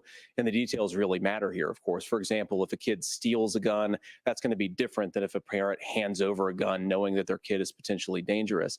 But look, I want to just sort of speak as a father of 3 beautiful little kids, and our oldest is now in 2nd grade. And like a lot of parents, we send our kids to school with such hope and such joy and such pride at their little faces on the first day of school. And we know, unfortunately, that a lot of kids are going to experience this terrible epidemic of gun violence. And of course, our hearts go out to the families that are affected by this terrible stuff. And we do have to do better. And I think that Governor Walz and I actually probably agree that we need to do better on this. The question is just, how do we actually do it? Now, here's something that really bothers me and worries me about this epidemic of violence. The gross majority, close to 90% in some of the statistics I've seen, of the gun violence in this country is committed with illegally obtained firearms. And while we're on that topic, we know that thanks to Kamala Harris's open border, we've seen a massive influx in the number of illegal guns run by the Mexican drug cartels. So that number, the amount of illegal guns in our country is higher today than it was 3.5 years ago. But what do we do about the schools? What do we do to protect our kids? And I think the answer is, and I say this not loving the answer, because I don't want my kids to go to school in a school that feels unsafe or where there are visible signs of security. But I unfortunately think that we have to increase security in our schools. We have to make the doors lock better. We have to make the doors stronger. We've got to make the windows stronger. Let's bring our vets. We've got to increase school resource officers, because the idea that we can magically wave a wand and take guns out of the hands of bad guys, it just doesn't fit with recent experience. Involve our vets. We've got to make our vets. schools safer. And I think we've got to have some common sense bipartisan solutions for how to do that. Governor, you have 2 minutes. You could have brought in the vets right there. Watching tonight, this is your biggest nightmare. How was your I time? got a 17-year-old, and he witnessed a shooting at a community center playing volleyball. Those things don't leave you. As a member of Congress, I sat in my office surrounded by dozens of the Sandy Hook parents, and they were looking at my 7-year-old picture on the wall. Their 7-year-old were dead, and they were asking us to do something. And look, I'm a hunter. Right now, I own firearms. my opinion, the Vice President is. Vance's We corner. understand that the Second Amendment is there, but our first response. I wish they would only focus going forward. But in Minnesota, we've enacted enhanced red flag laws, enhanced background What up, checks. Akilla? Good to see And we can you, start to get sis. data. But here's the problem. If we really want to solve this, we've got folks that won't allow research to be even done on gun violence. And this idea that we should just live with it, and I here's what I do think, that this is a good start to the conversation. I 100% Oh, wow. believe Interesting, that Senator Papa. Vance hates it when these kids, it's abhorrent and it breaks As your a heart. majority, I Papa? agree with that. But that's not far enough when we know there are things that work. I've spent time in Finland and seen some Finnish schools. They don't have this happen, even though they have a high gun ownership rate in the country. Swallow. There are reasonable things that we can do to make a difference. It's not infringing on your Second Amendment. And the idea to have some of these weapons out there, it just doesn't make any sense. Kamala Harris, as an attorney general, worked on this issue. She knows that it's there. No one's trying to scaremonger and say we're taking your guns, but I ask all of you out there, do you want your schools? I would just ask this one very thing real quick. I would just ask, what would you do for the betterment of both sides of the aisle? Meaning all Americans, not just the right, not just the left. What are you going to do for the betterment of the American people? That's overall, just general question like something like that. That's what I had to ask right there. Hardened to look like a fort? Is that what we have to go when we know there's countries around the world that their children aren't practicing these types of drills? They're being kids. We owe it to them to get a fix. These are things that shouldn't be that difficult. You can still keep your firearms and we can make a difference. We have to. If you're listening tonight, this breaks your heart. Senator. Tim, first of all, I didn't know that your 17-year-old witnessed a shooting. I'm sorry about that, and I hope that he's appreciate doing you saying okay. so. Christ have mercy. It is awful. And I appreciate what Tim said actually about Finland, because I do think it illustrates some of the frankly weird differences between our own country's gun violence problem and Finland. Is okay, first of all, we have way higher rates of mental health abuse or mental health substance abuse. We have way higher rates of depression, way higher rates of anxiety. We unfortunately have guys a mental read health right crisis through in it. this country that I really It's do think amazing that to we watch need you get guys. to the root causes of, because I don't think it's the whole reason why we have such a bad gun violence problem, but I do think it's a big piece It of gives me a lot of hope. Another driver of the gun violence epidemic, especially that affecting our kids, it doesn't earn as many headlines, but is the terrible gun violence problem in a lot of our big cities. And this is why we have to empower law enforcement to arrest the bad guys, put them away, and take gun offenders off the streets. I think there's a whole host of things that we can do here, but I do think at our schools, we've got to talk about more security. Senator, Much thank you. love, Governor, Steve. you I know, previously I opposed get an it. assault weapons I'm ban, not but even it's gonna only blame later you. I in get your it. political career did you Have a good change your night. position. Why? Yeah, I Love sat you, in that bro. office with those Sandy Hook parents. That's I've become hilarious. friends with school shooters. I've seen it. Look, the NRA, I was the NRA guy for a long time. They used to teach gun safety. I'm of an age where my shotgun was in my car so I could pheasant hunt after football practice. That's not where we live today. And several things I want to mention on this is talking about cities and where it's at. The number one where the most firearm deaths happen in Minnesota are rural suicides. And we have an epidemic of children getting guns and shooting themselves. And so I gotta have, agree, and we Alyssa. should look at all of the issues, Absolutely. Yep. making sure folks have health care and all that. But I want to be very careful. This idea of stigmatizing mental health, just because you have a mental health issue doesn't mean you're violent. Me And I too, think what we Dwayne. end up Always. doing is we start looking for a scapegoat. Sometimes it just is the guns. It's just the guns. And there are things that you can do Blame about the it. guns. But I do think that this is one, and I think this is a healthy conversation. I think there's a capacity to find solutions on this that work, protect Second Amendment, Okay, protect our children. Then That's sit our at the priority. table Governor, and not thank you, say Margaret. we're going to take your Thank fucking you, Margaret. guns. I mean, Let's I don't turn know what now to the say. top contributor to Cheers, by the way, inflation, everybody. The high cost of housing and rent. I need it. There's a shortage of more than 4 million homes in the United Drives States. me crazy too. And that contributes to the high housing prices. Governor Walz, the Harris campaign promises a $25,000 down payment assistance for first-time home buyers Yeah. and a $10,000 tax credit. They also promise to build 3 million new homes. I need to be Where are you quiet. building these homes, and won't handing out that kind of money just drive up prices higher? Good No, it's not question. handing out. We have, first, let me say this. Good This question. issue of housing, and I think those of you listening on this, the problem we've had is that we've got a lot of folks that see housing as another commodity. It can be bought up, it can be shifted, it can be moved around. Those are not folks living in those houses. Those of you listening tonight, That house is a big deal. I bought and owned one house in my life. My mom still lives in the house where I was. And when I think of a house, I'm thinking of Christmas services after midnight mass. where Mad you love go and with your respect, family. Kingston. Be We good. need to Be make safe. it more affordable. And one of the things, as I said, this program that the vice president is pushing forward and bringing a new way of approaching this is something we're doing in Minnesota from that lead. We in the state invested in making sure our housing was the biggest investment that we'd ever made in housing. It starts to make it easier. We cut some of the red tape. Local folks, look, we can't do it at the federal level, but local folks make it easier to build those homes. And then that down payment assistance. I can tell all of you out there, one of the, certainly for me, using the GI Bill was I missed a one thing, lot of times to but drink. a veteran's home loan, the big Right? thing about a veteran's home loan Let me is know, chat. Do I you don't drink have to this or pay the no? down payment.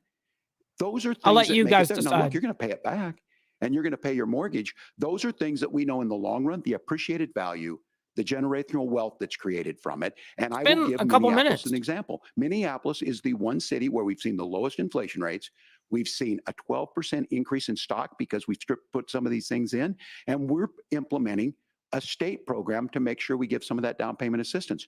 We get it back from people because here's what we know.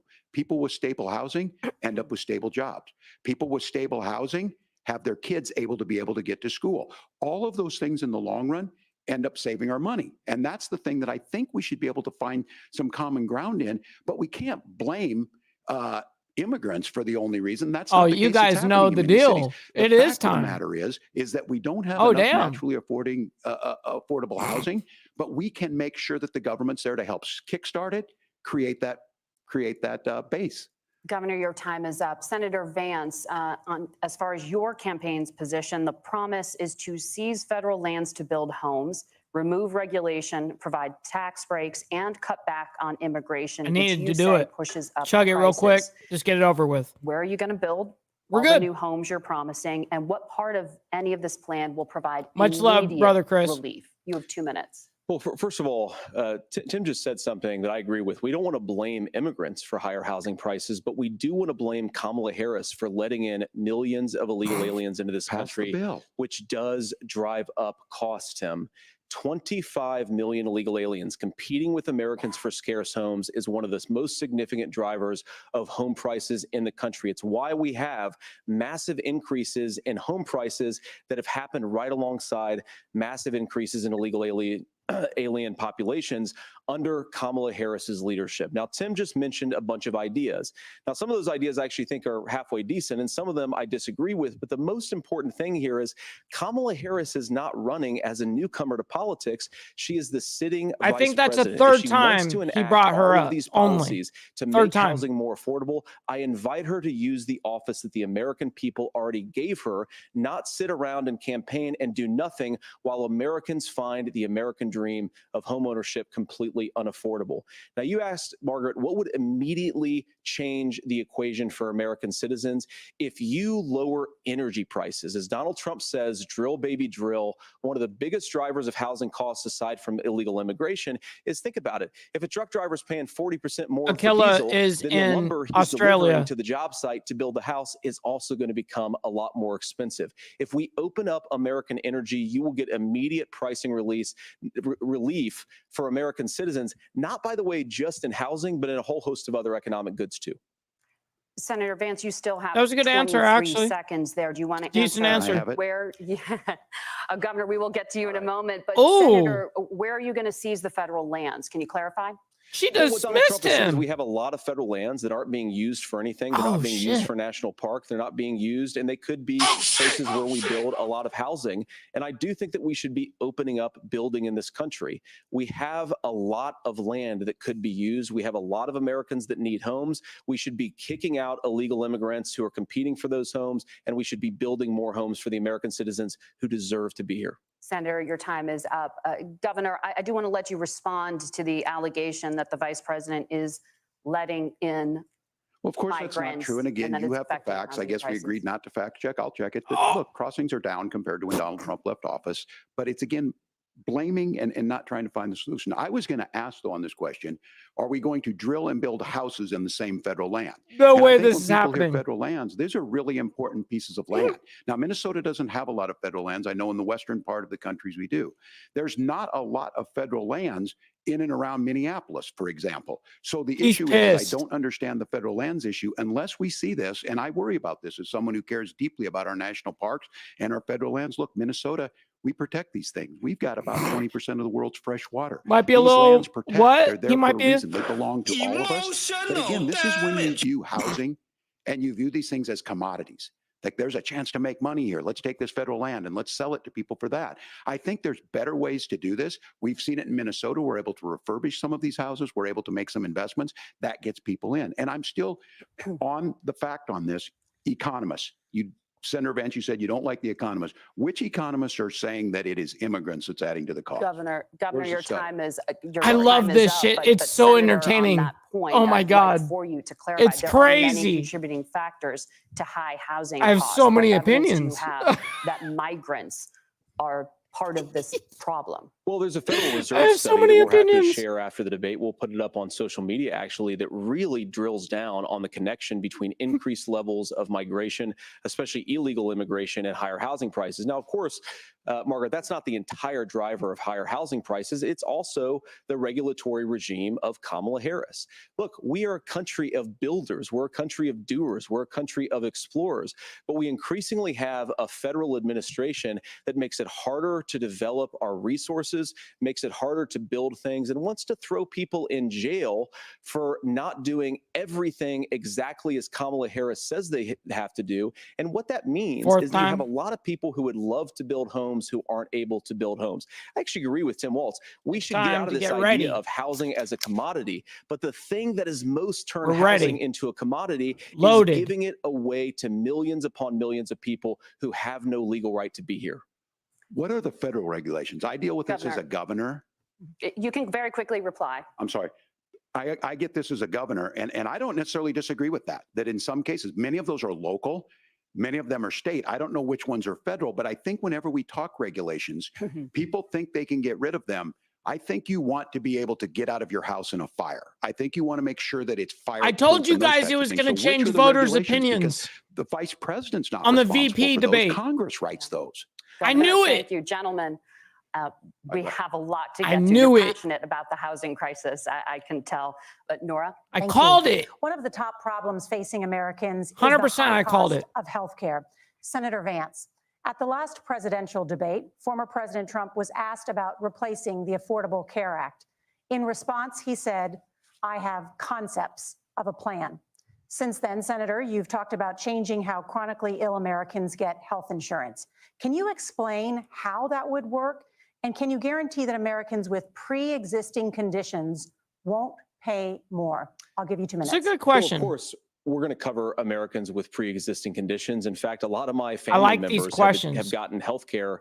I believe, members of my family actually got private health insurance, at least for the first time, switched off of Medicaid onto private insurance for the first time under Donald Trump's leadership. And I think that, a lot of people have criticized this concepts of a plan remark. I think it's very simple common sense. I think it's Tim Walz knows from 12 Mike years Ball in Congress, knows. Mike you're Ball not the gonna Wise propose a holds 900-page the bill legend name. I'm standing holding on a it. debate stage. It would bore everybody to I tears. called it. And it wouldn't actually mean anything because part of this is the give and take of bipartisan negotiation.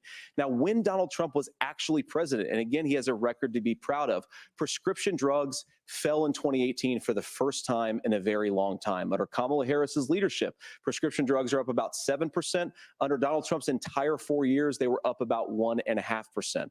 He introduced pricing transparency. Think about healthcare. You go into a hospital, you try to buy something, and nobody knows what it actually costs. That price transparency will Someone in the actually chat give answer her, American consumers please. a little bit more choice and will also drive down costs. And we talked about, the reinsurance regulations is what I was talking about. Look, Donald Trump has said that if we allow states to experiment a little bit on how to cover both the chronically ill, but the non-chronically ill, it's not just a plan. He actually implemented some of these regulations when he was president of the United States. And I think you can make a really good argument that it salvaged Obamacare, which was doing disastrously until Donald Trump came along. And I think this is an important point about President Trump. Of course, you don't have to agree with everything that President Trump has ever said or ever done. But when Obamacare was crushing under the weight of its own regulatory burden and healthcare costs, Donald Trump could have destroyed the program. Instead, he worked in a bipartisan way to ensure that Americans had access to affordable care. It's not perfect, of course, and there's so much more that we can do. But I think that Donald Trump has earned the right to put in place some better healthcare policies. He's earned it because he did it successfully the first time. Governor? All right, here's where being an old guy gives you some history. I was there at the creation of the ACA. And the reason it was so important is I come from a major Vance is healthcare laughing. state, home of the Mayo Clinic, home to Medical Alley, 3M, Medtronic, all of those. We understand healthcare. It's why we're ranked first on affordability and accessibility and quality of healthcare. And so what I know is under Kamala Harris, more people are covered than they have before. And those of you listening, this is critical to you. Now, Donald Trump all of a sudden wants to go back and remember this. He ran on the first thing he was going to do on day one was to repeal Obamacare. On day one, he tried to sign an executive order to repeal the ACA. He signed on to a lawsuit to repeal the ACA, but lost at the Supreme Court. And he would have repealed the ACA had it not been for the courage of John McCain to save that bill. Now, fast forward, what that means to you is you lose your pre-existing conditions. If you're sitting at home and you got asthma, too bad. If you're a woman, probably not. Broke your foot during football, might kick you out. Your kids get kicked out when they're 26. I'm still dealing Kamala Harris with negotiated drug prices for the first time. disability with 4 Medicare. years We have 10 later, drugs missing that will leg. come online, the most common Still ones dealing that will with be it, there. fighting But for it. look, They don't this care. issue, and when Donald Trump said, I've got a concept of a plan, it cracked me And up it's as a not fourth me grade that's teacher because my you're kid talking would have about. never I given might me be that. drunk, but But what I'm not Senator that guy. Vance just explained might be worse than a concept because what he explained is pre-Obamacare. And I'll make this as simple as possible because I have done this for a long time. What they're saying is, if you're healthy, why should you be paying She made more? me do it. So what they're going to do is let insurance companies pick who they insure because guess what happens? You pay your premium, it's not much. They figure they're not going to have to pay out to you. But those of you a little older, gray, got cancer, you're going to get kicked out of it. That's Totally. why the system didn't work. Kamala Harris will protect and enhance the ACA. Governor, thank you. Senator, you have not yet explained how you would protect people with pre-existing conditions or laid out that plan. Well, look, we currently have laws and regulations in place right now that protect people with pre-existing conditions. We want to keep those regulations in place, but we also want to make the health insurance marketplace function a little bit better. Now, what Governor Walz just said is actually not true. A lot of what happened and the reason that Obamacare was crushing under Focus its own on weight yourself. is that a lot of young and healthy people were leaving the exchanges. Donald Trump actually helped address that problem, and he did so in a way that preserved people's access to coverage who had pre-existing conditions. But again, something that these guys do is they make a lot of claims about if Donald Trump becomes president, all of these terrible consequences are going to ensue. Yes. But in reality, Donald Trump was president. Inflation was low. Take-home pay was higher, and he saved the very program from a Democratic administration that was collapsing and would have collapsed absent his leadership. He did his job, which is govern in a bipartisan way and get results, not just complain about problems, but actually solve them. Governor, did enrollment I don't under the quite Affordable love Care that. Act go up under the I don't Trump quite love administration? that. It's higher now that we've seen it go up. Look, people are using it. The system works. And the question about this of young people or whatever, that's the individual mandate piece of this. And Republicans fought tooth and nail saying, well, Americans should be free to do this. Well, then So what you happens think the is individual mandate's a good idea? you shrink. I think the idea of making sure the risk pool is broad enough to cover everyone, that's the only way Little insurance works. crossplay here. When it doesn't, it collapses. You are asking pre-ACA where we get people out. Look, people know that they need to be on health care. People expect it to be there. And when we are able to make it, and we are making it this way, when we incentivize people to be in the market, 4 years when we later, help people no who help. might not be able to afford it get there, and we make It's sure then because of you when guys get I can sick and live. old, I'm not it's there for joking. you. Because I of heard you people guys say, I "Well, can don't- live. I don't want I'm to not buy joking. into Medicare or whatever." That's how Good it luck works. buying healthcare once you get It's past 70. crazy. Thank you look, guys the for being ACA here. works. We can For continue real. to do better. Kamala Harris did that. The way she made everything better was negotiating those 10 drugs on Medicare for the first time in American history. Thank you, Margaret. Can I address that? I apologize. We're out of Go ahead, time. We have a Nora. number of subjects to discuss. Margaret. Let's talk about families in America. There is a child care crisis Sure. in this country, and the United States is one of the very few developed countries in the world without a national paid leave program for new parents. Governor Walz, you've said that if Democrats question. win both the White House and Congress, this is a day one priority for you. How long should employers be required to pay workers while they are home taking care of their newborns? You have 2 minutes. Yeah, well, that's negotiable, and that's what Congress worked. But here's what the deal is. We'll Americans see. sitting out there right now, you may work for a big company. Look, we're home in Minnesota to some of the largest Fortune 500 companies. Kamala Harris knows that in California. Those companies provide paid family medical leave. One is, I think they're moral and they think it's a good thing, but it also keeps their employees healthy. We in Minnesota passed a paid family medical leave. You have a child, and I had to go back to work 5 days after my kids were born. This allows you to stay home a certain amount of time. What That's we know everybody. is that gets the child off to a better start. The family works better. We stay in their employers. We get more consistency in that. So Kamala Harris has made it a priority. We implemented it in Minnesota, and we see growth. That's how you become a What did pro-business you state. implement, But though? the negotiations on it, and here's the issue. Those big companies are able to offer it. Those of you out there who don't have it, just imagine what happens if you get cancer or your child gets sick. We know what happens. You end up staying home. In some cases, that means no paycheck because you've got no protection on that. This is the case of an economy that Donald Trump has set for the wealthiest amongst us. He's willing to give those tax breaks to the wealthiest. He's willing to say, bust those unions up, do whatever. What we're Bust saying those is unions? the economy works best when it works for all of us. Is And it so a time to paid drink family yet? medical leave program, and I will tell you, go to the families. Or I go to the waited businesses for an and ask them. indefinite As far lie. as childcare on this, Is you it time have to take it drink? at both the supply and the demand side? You can't expect the most important being people serious, in our lives chat. to take either our children Is it time? or our parents to get paid the least amount of money. And we have to Damn make straight. it easier for folks to be able to get into that business and then to make sure that folks are able to pay for that. We were able to do it in Minnesota, and I'm still telling you this. We were listed as the best state. We're still in crisis on this. A federal program of paid family medical leave and help with this will enhance our workforce, enhance our families, and make it easier to have the children that you want.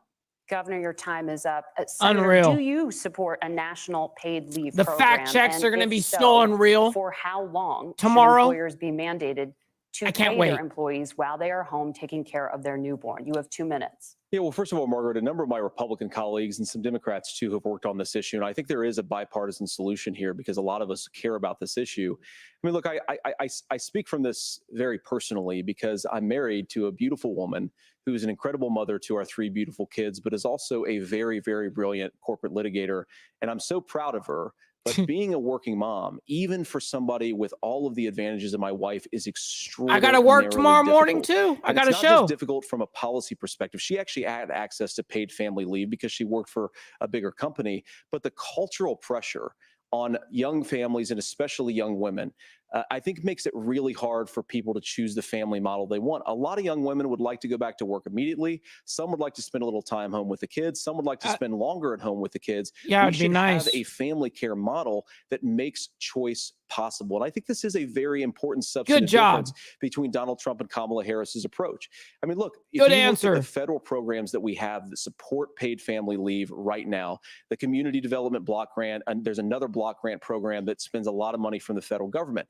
These programs only go to one kind of childcare model. Let's say you'd like your church maybe to help you out with childcare.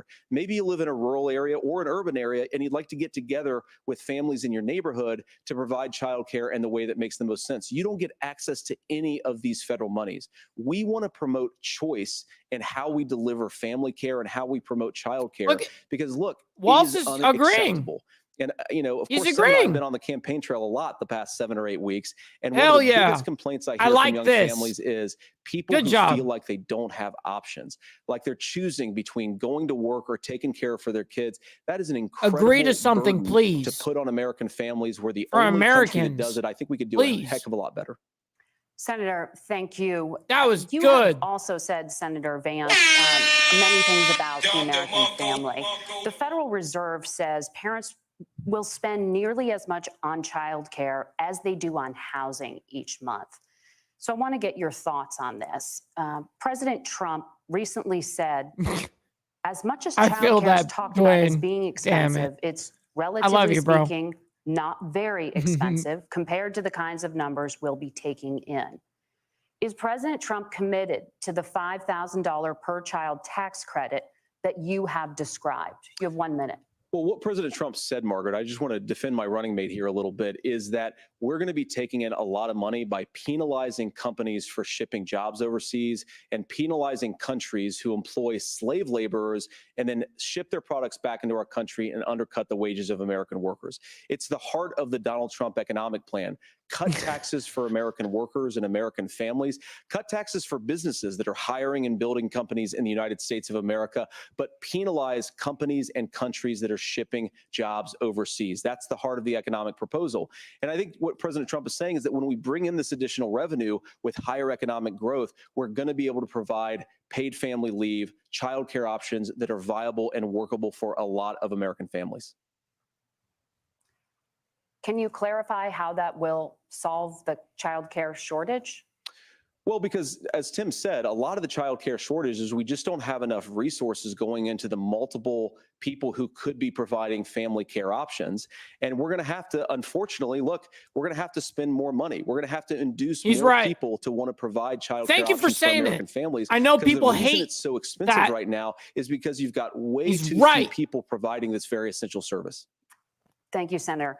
Governor What a Walz, fantastic your answer. ticket also has some child care my tax God, I credit love it. proposals. Do you think Congress will agree to the $6,000 I feel like I'm at a credit for football newborns game. and $3,000 credit for children over the age of 6, as your campaign has promised? Is that realistic? Well, if these members of Congress are listening to anybody, I can tell you, and this is the biggest issue. Everybody listening tonight knows. I mean, I'm sure they were shocked to hear it's not that expensive. And let's be clear, whether it's 5,000 or 6,000, that plays you about 3 or 4 months. Let's be clear of where we're at on this. It's because we got out of an imbalance on this. We thought we were going to get by not paying people. I don't think Senator Vance and I are that far apart. I'm not opposed to what he's talking about on options. We've done scholarships types of things. I think we need to be open to making the case. But the issue here is, the question you asked is, you're not going to pay for it with these tariffs. That's just adding another $4,000 on the family and taking less. So not only do they not get the money to pay for that, they're $4,000 in the hole. That's Wharton School. That's his alma mater. And so I think the issue here is, if those members of Congress, I can't believe they're not. When I go to businesses, sure, they'll talk about taxes sometime, but they will lead with childcare and they will lead with housing, because we know the problem is, especially in a state like Minnesota, we need more workers because our economy is growing, but we need the workforce. Governor, thank you. We need to move on. Nora? Let's talk about the state of democracy. Make sure you guys the hit that top like issue for button, Americans guys, after the please. economy That's the number and one metric of inflation. all of YouTube, After guys. the 2020 Appreciate it. election, It's free President Trump's to do campaign it. and others filed 62 lawsuits contesting the results. Judges, including those appointed by President Trump and It's other pretty Republican lackluster. presidents, looked at the evidence and said there was no widespread fraud. The governors of every state in the nation, Republicans and Democrats, certified the 2020 election results and sent a legal slate of electors to Congress for January 6th. Senator Vance, you have said you would not have certified the last presidential election and would have asked the states to submit alternative electors. Oh, man. That has been called This is gonna be a good unconstitutional question. and illegal. Would you again seek to challenge this year's election results, even if every governor certifies the results? I'll give you 2 minutes. Well, Nora, first of all, Real quick, people are going to say this is an angled question. I think this is actually a very good question, because I know that the Democrats are asking this question left and right. It's actually a good question. It's not a super attack. It is. But at the same time, this is something that he can answer this right, please do, I man. think You that we're got focused this. on the future. We need to figure There's out a how to right- solve the there's an inflation actual crisis answer. caused by Kamala Harris's policies, make Please housing do it. affordable, make groceries affordable, and that's what we're focused on. But I want to answer your question because you did ask it. Look, what President Trump has said is that there were problems in 2020, and my own belief is that we should fight about those issues, debate those issues peacefully in the public square, and that's all I've said, and that's all that Donald Trump has said. Remember, he said that Brother on January Wolf, the I'm 6th, my the brother up protesters in ought to here. protest My peacefully. Swedish brother. And on Appreciate you, January man. the 20th, what happened? Joe Biden became the president. Donald Trump left the White House. And now, of course, unfortunately, we have all of the negative policies that have come from the Harris-Biden administration. I believe that we actually do have a threat to democracy in this country, but unfortunately, it's not the threat to democracy that Kamala Harris and Tim Walz want to talk about. It is the threat of censorship. It's Americans casting aside lifelong friendships because of disagreements over politics. It's big technology companies silencing their fellow citizens. And it's Kamala Harris saying that rather than I hope debate he and doesn't. persuade her fellow Americans, she'd like to censor people who engage in misinformation. I think that is a much bigger threat to democracy than anything that we've seen in this country in the last 4 years, in the last 40 years.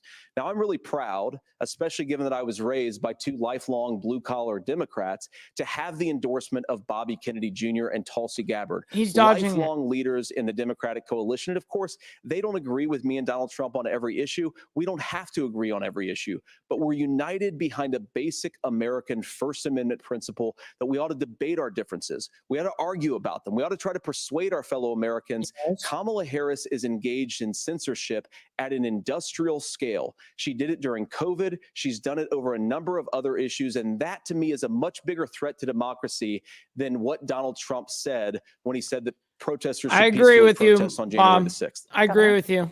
Yep, he dodged Well, that I've one. enjoyed tonight's debate, and I think there was a lot of commonality here. He and could have I'm answered sympathetic that. to misspeaking on I things wish that I was think on the might have debate with, stage.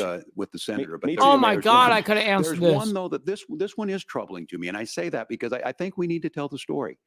Donald Trump refused to acknowledge this. And the fact is that I don't think we can be the frog in the pot and let the boiling water go up.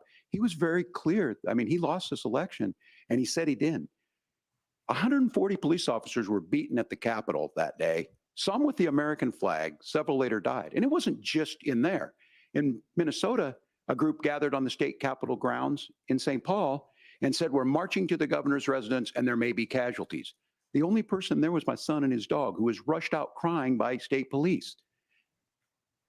That issue and Mike Pence standing there as they were chanting, "Hang Mike Pence." Mike Pence made the right decision. So, Senator, it was adjudicated over and over and over. I worked with kids long enough to know, and I said as a football coach, sometimes you really want to win, but the democracy is bigger than winning an election. You shake hands, and then you try and do everything you can to help the other side win. That's what was at stake here. Now, the What? thing I'm most concerned about is the idea that That's crazy. imprisoning your political opponents, already laying the groundwork for people not accepting this. And a president's words matter. A Morto. president's words matter. People hear that. So I think this issue of settling our differences at the ballot box, You're right, though. shaking hands when we lose, being honest I wouldn't make about it. but to deny what happened I'm too on January opinionated. 6th, the first Too real. time in I'll American just say history it. that a president or anyone tried to overturn a fair Me too, election Dwayne. and the peaceful transfer too. of power. And here we are Yep. 4 years later in the same boat. I We're in will the tell you weeds. this, We're in the that weeds. when this is over, we need to shake hands this election, We're in and the the weeds. winner needs to be the winner. This has got to stop. It's tearing our country apart. Margaret? Senator Vance, No, did you we're want in to the respond to that? weeds. Yeah, well, look, Rebecca. Tim, first of all, it's really rich for Democratic leaders to say that Donald Trump is a unique threat to democracy when he peacefully gave over power on January the 20th, as we have done for 250 years in this country. We are going to shake hands after this debate and after this election. And of course, I hope that we win, and I think we're going to win. But if Tim Walz is the next vice president, he'll have my prayers, he'll have my best wishes, and he'll have my help whenever Okay. he All wants right. it. But we have Yes! to remember that for years in this country, Democrats Good answer. protested the results of elections. Hillary Clinton in 2016 said that Donald Trump had the election stolen by Vladimir Putin because the Russians bought like $500,000 worth of Facebook ads. This has been going on for a long time. And if we want to say that we need to respect the results of the election, I'm on board. But if we want to say, as Tim Walz is saying, that this is just a problem that Republicans have had, I don't buy that. We're just January knocking. 6th We're was not knocking people Facebook out. ads. We're not. And Look I out. think a We're hitting revisionist history baseballs. on this. Look, I don't understand how we got to this Getting point, crazy tonight. but the issue was that happened.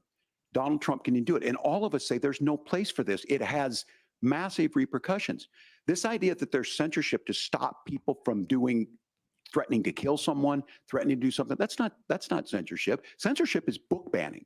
We've seen that. We've seen that brought up. I just think for everyone tonight, and I'm going to thank Senator Vance. I think this is the conversation they want to hear. And I Yes. think there's a lot of You're agreement. right. This is one that we are miles apart on. This was a threat to our democracy in a way that we had not seen.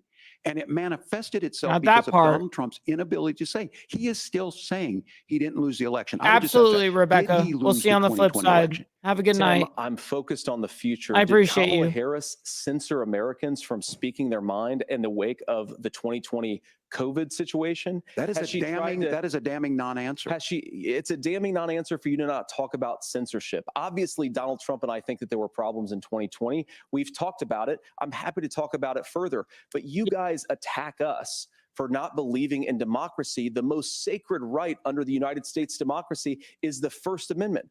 You yourself have said there's no First Amendment right to misinformation. Kamala Harris wants to No use the threatening or power hate of speech. government and big tech to silence people from Focus. speaking their minds. That is a threat to democracy that will long outlive this present political moment. I would like Democrats and Republicans to both reject censorship. Let's persuade one another. Let's argue about ideas, and then let's come together afterwards. You can't yell fire in a crowded theater.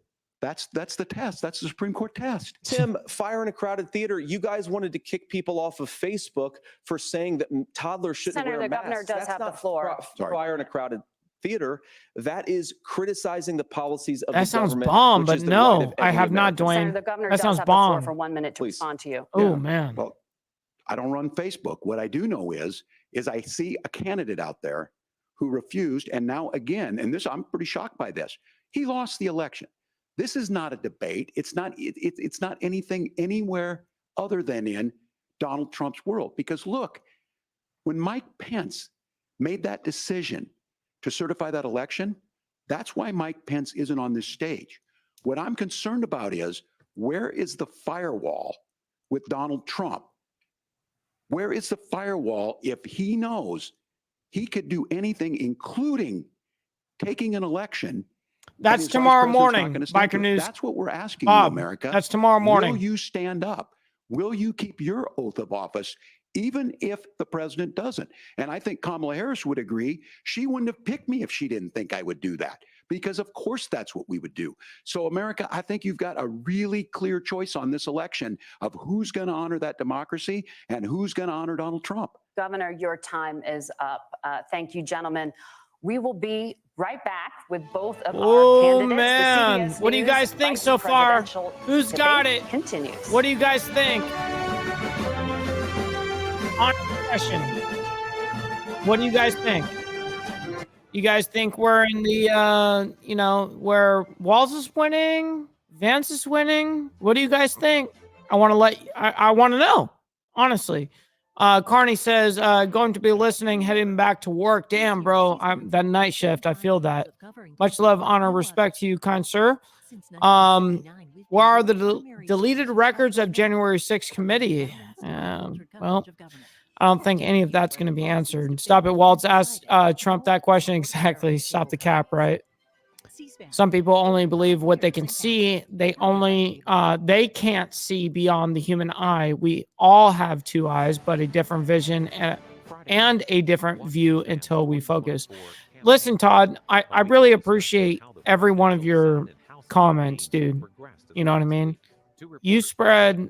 You're one of the only people I know that will spread super positive messages. I really, really appreciate that. Yeah, Evil. I feel that. You're going to a rally though. That's dope. That's dope. Both in bed, brother. I listen. I'm ready to go to bed. Right after this, man, I'm gonna get something to eat, and it's done, dude. This is rough. I mean, what do you? I see all you guys are saying Vance is on it. Vance winning. Vance is winning. 2025 is here. This is your chance. And see, I'm not telling you. I mean, I think you guys know my position, but I'm just straight up asking you, who do you think has won? I think Vance has done a pretty damn good job. I think Walz is I mean, he's at least up there debating. He's at least doing it. So I gotta give I give him that, and he's had a cool couple of points. Absolutely, I'm not gonna put any of that down. I've been bouncing in and out. So I have no opinion except JD Vance looks like a tool, and the other guy looks like he's got something wrong with him too. I love that. Hey, listen, man, it's going down, bro. It's going down. Yeah, we're stopping the show, bro. It's crazy, bro. Yep, I feel that. Stupid. No, absolutely, dude. I think that a lot of it, they haven't been focusing extremely, like, it's too much dodging to the other person. You know what I mean? Like, hey, how are you going to handle this under this administration? Well, they're going to do that, and that's wrong. What are you going to do? You know what I mean? So that's what I like. You know, when people are very honest, you can tell when someone is being honest. You know, you can tell, like, you can tell when a motherfucker is lying. And I feel that, Carney. Pizza rolls and Hot Pockets fixing to be on Mike Ball's menu. Listen, I think you just put pizza rolls on my menu tonight. I'm going to cook up 40 of them, bitches. You know, hey, a couple Lee, about I think yesterday, yeah, it was yesterday for lunch. I had like 35 of them bitches. It was so great. I love Wolfheim. He says that's politics, Mike. I know. Sometimes, listen, I was actually thinking about running for my local office here in Alabama, but then I was like, you know what? I love doing what I do too much to do that. And I know I would have to give that up, and there's no way that I would do it. There's no way. I love this way too much to be able to do it, you know? But beforehand, if I didn't have YouTube and you guys, I'd run for it. Hold on. Let me bring it up so you guys can hear. Governor Walz, you are first. You have 2 minutes. Well, thank you, Senator Vance. I Thank you, didn't hear CBS News. And most importantly, Closing? thank you to all of you. If you're still up and the folks who miss Dancing with Our Stars, I appreciate it. But look, the support of the democracy matters. It matters that you're here. And I'm as surprised as anybody of this coalition that Kamala Harris has built, from Bernie Sanders to Dick Cheney to Taylor Swift, and a whole bunch of folks in between there. And they don't all agree on everything, but they are truly optimistic people. They believe in a positive future. Time to get hungry. And one where our politics can be better than it is. And I have to tell you, that better than it is the sense of optimism that there can be an opportunity economy that works for everyone, not just to get by, but to get ahead. And the idea that freedom really means something, not the freedom of government to be in your bedroom or exam room, but the freedom for you to make choices about yourself. Now, look, we all know who Donald Trump is. He's told us, and as Maya Angelou said, believe him when he told you that. His first inaugural address talked about American carnage, and then he spent 4 years trying to maybe do that. Senator Vance tonight made it clear he will stand with Donald Trump's agenda. He will continue to push down that road. Excuse me. Kamala Harris gives us a different option. Now, I'll have to tell you, I'm going to be careful about the quotes, but there's one that Senator Vance said that does resonate with me. He said, Donald Trump makes the people I care about afraid. A lot of America feels that way. We don't need to be afraid. Franklin Roosevelt was right. All we have to fear is fear itself. Kamala Harris is bringing us a new way forward. She's bringing us a politics of joy. She's bringing real solutions 93% for the middle class, left-handed and tobacco. she's centering Yes. you at the heart of that. 93%. All the while asking everyone, join this movement, make your voices heard.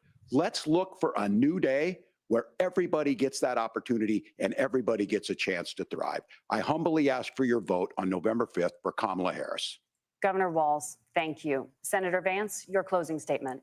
Well, I want to thank Governor Walz, you folks at CBS, and of course the American people for tuning in this evening. And one of the issues we didn't talk about was energy. And I remember when I was being raised by my grandmother. Damn, that sounds when she good, didn't have Lissa. enough money to turn on the heat some nights because Ohio gets pretty cold at night and because money was often very tight.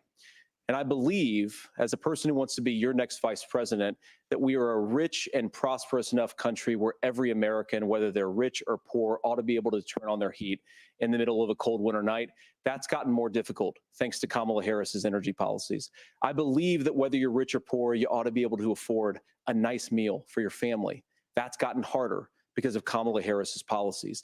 I believe that whether you're rich or poor, you ought to be able to afford to buy a Obama house. You ought to be able to administration, live in safe actually. neighborhoods. You ought to not have your communities flooded with fentanyl, and that too. I'm has having gotten that harder with tonight, Kamala SNS. because I'm of taking Kamala videos Harris's tonight policies. too. I'm posting Now, it I've on been in Instagram. politics long enough to do what Yep, Kamala it's gonna be Harris bomb. does when she stands before the American people and says that on day one, she's going to work on all these challenges I just listed.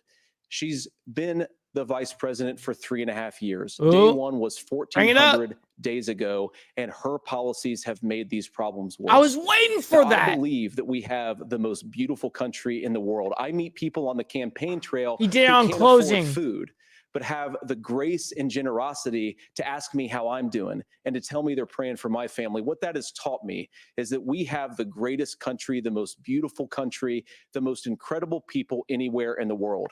But they're not going to be able to achieve their full dreams with the broken leadership that we have in Washington. They're not going to be able to live their American dream if we do the same thing that we've been doing for the last 3.5 years.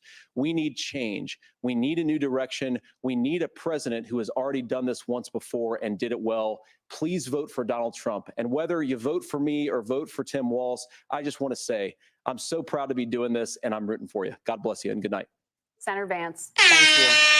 And thank you both for participating in the only vice presidential What do you guys debate think? of this I'm not going to say election nothing. cycle. What do you I'm guys Margaret think? Brennan. And I'm Nora O'Donnell. And a reminder, there are just 35 days until Election Day. Please get out and vote. And for all of us here at CBS News, thank you and good night. Yeah, wolf on. Hey, they shook hands. Good job. Good job, gentlemen. Good job. Good job.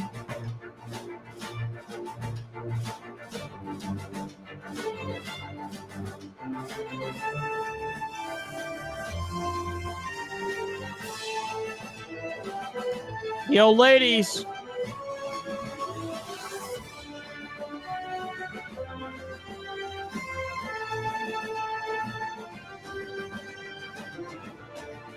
Time for pizza roll. Come on, man. Time to get serious. Who do you guys think won? Who do you guys think won? Honestly.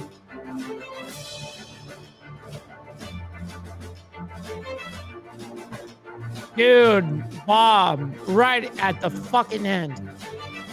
You're gonna have to go back and watch this shit.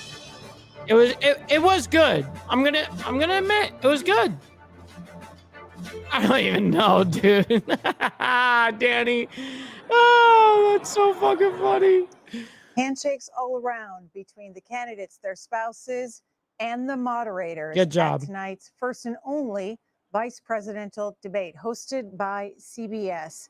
Yes, The they did. first square off between Look at Minnesota that. Governor Look, Tim you know the Walz and press is Ohio going Senator J.D. crazy. Vance now The press is in the going history crazy. books. I The wish two I was vying for there. the second highest office in the land. Sitting there. Exchanged Could you guys ideas see on me several at topics, like something ranging like this? from Could you guys see the me doing it? conflict in the Middle East, For real? the economy, and immigration. Moderators Nora O'Donnell and Margaret Brennan pressing the candidates. Man, I knew this was going to be a fucking changing moment for voters. Cameras on the ground in New York I City, called this inside shit at the spin top room, of the show where we are before it was anticipating reactions before we from saw the it live. candidates for the Trump Vance I called and it. Harris Walz campaigns, each expected to explain why their I agree with that candidates as well, outperformed as the other. We'll be sadly, bringing you all every the highlights time from we there for always the next lose. hour.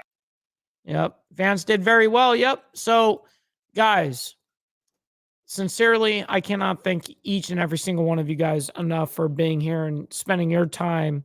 You could be anywhere in the world and you're here with me.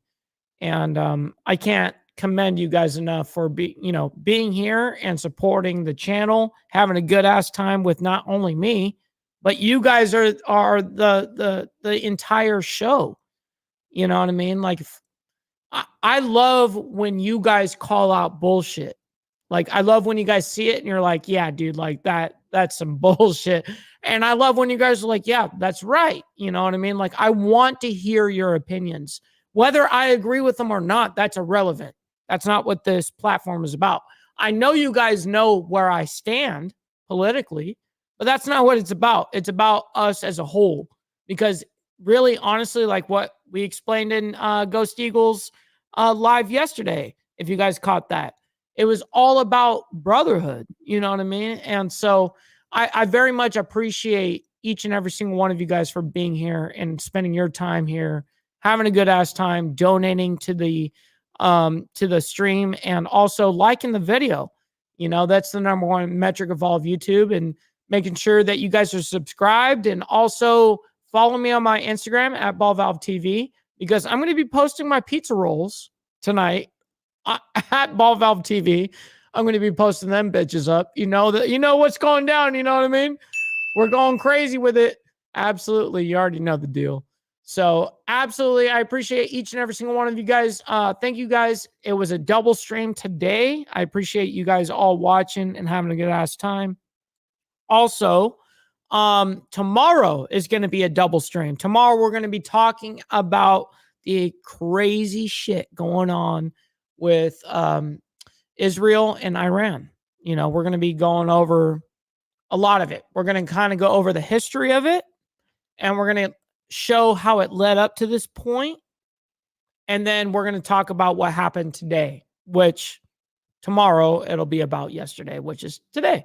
So anyways, I appreciate all you guys. Hopefully you guys all have a good one. Hopefully you guys enjoyed yourself. I know I did. We had plenty of drinks, plenty of good smoke, you know, or left-handed tobacco, you know what I mean? So anyways, much love, honor, respect. We'll see you guys on the flip side. Peace. From the depths of darkness, a voice emerges, a host with a fire burning in his soul.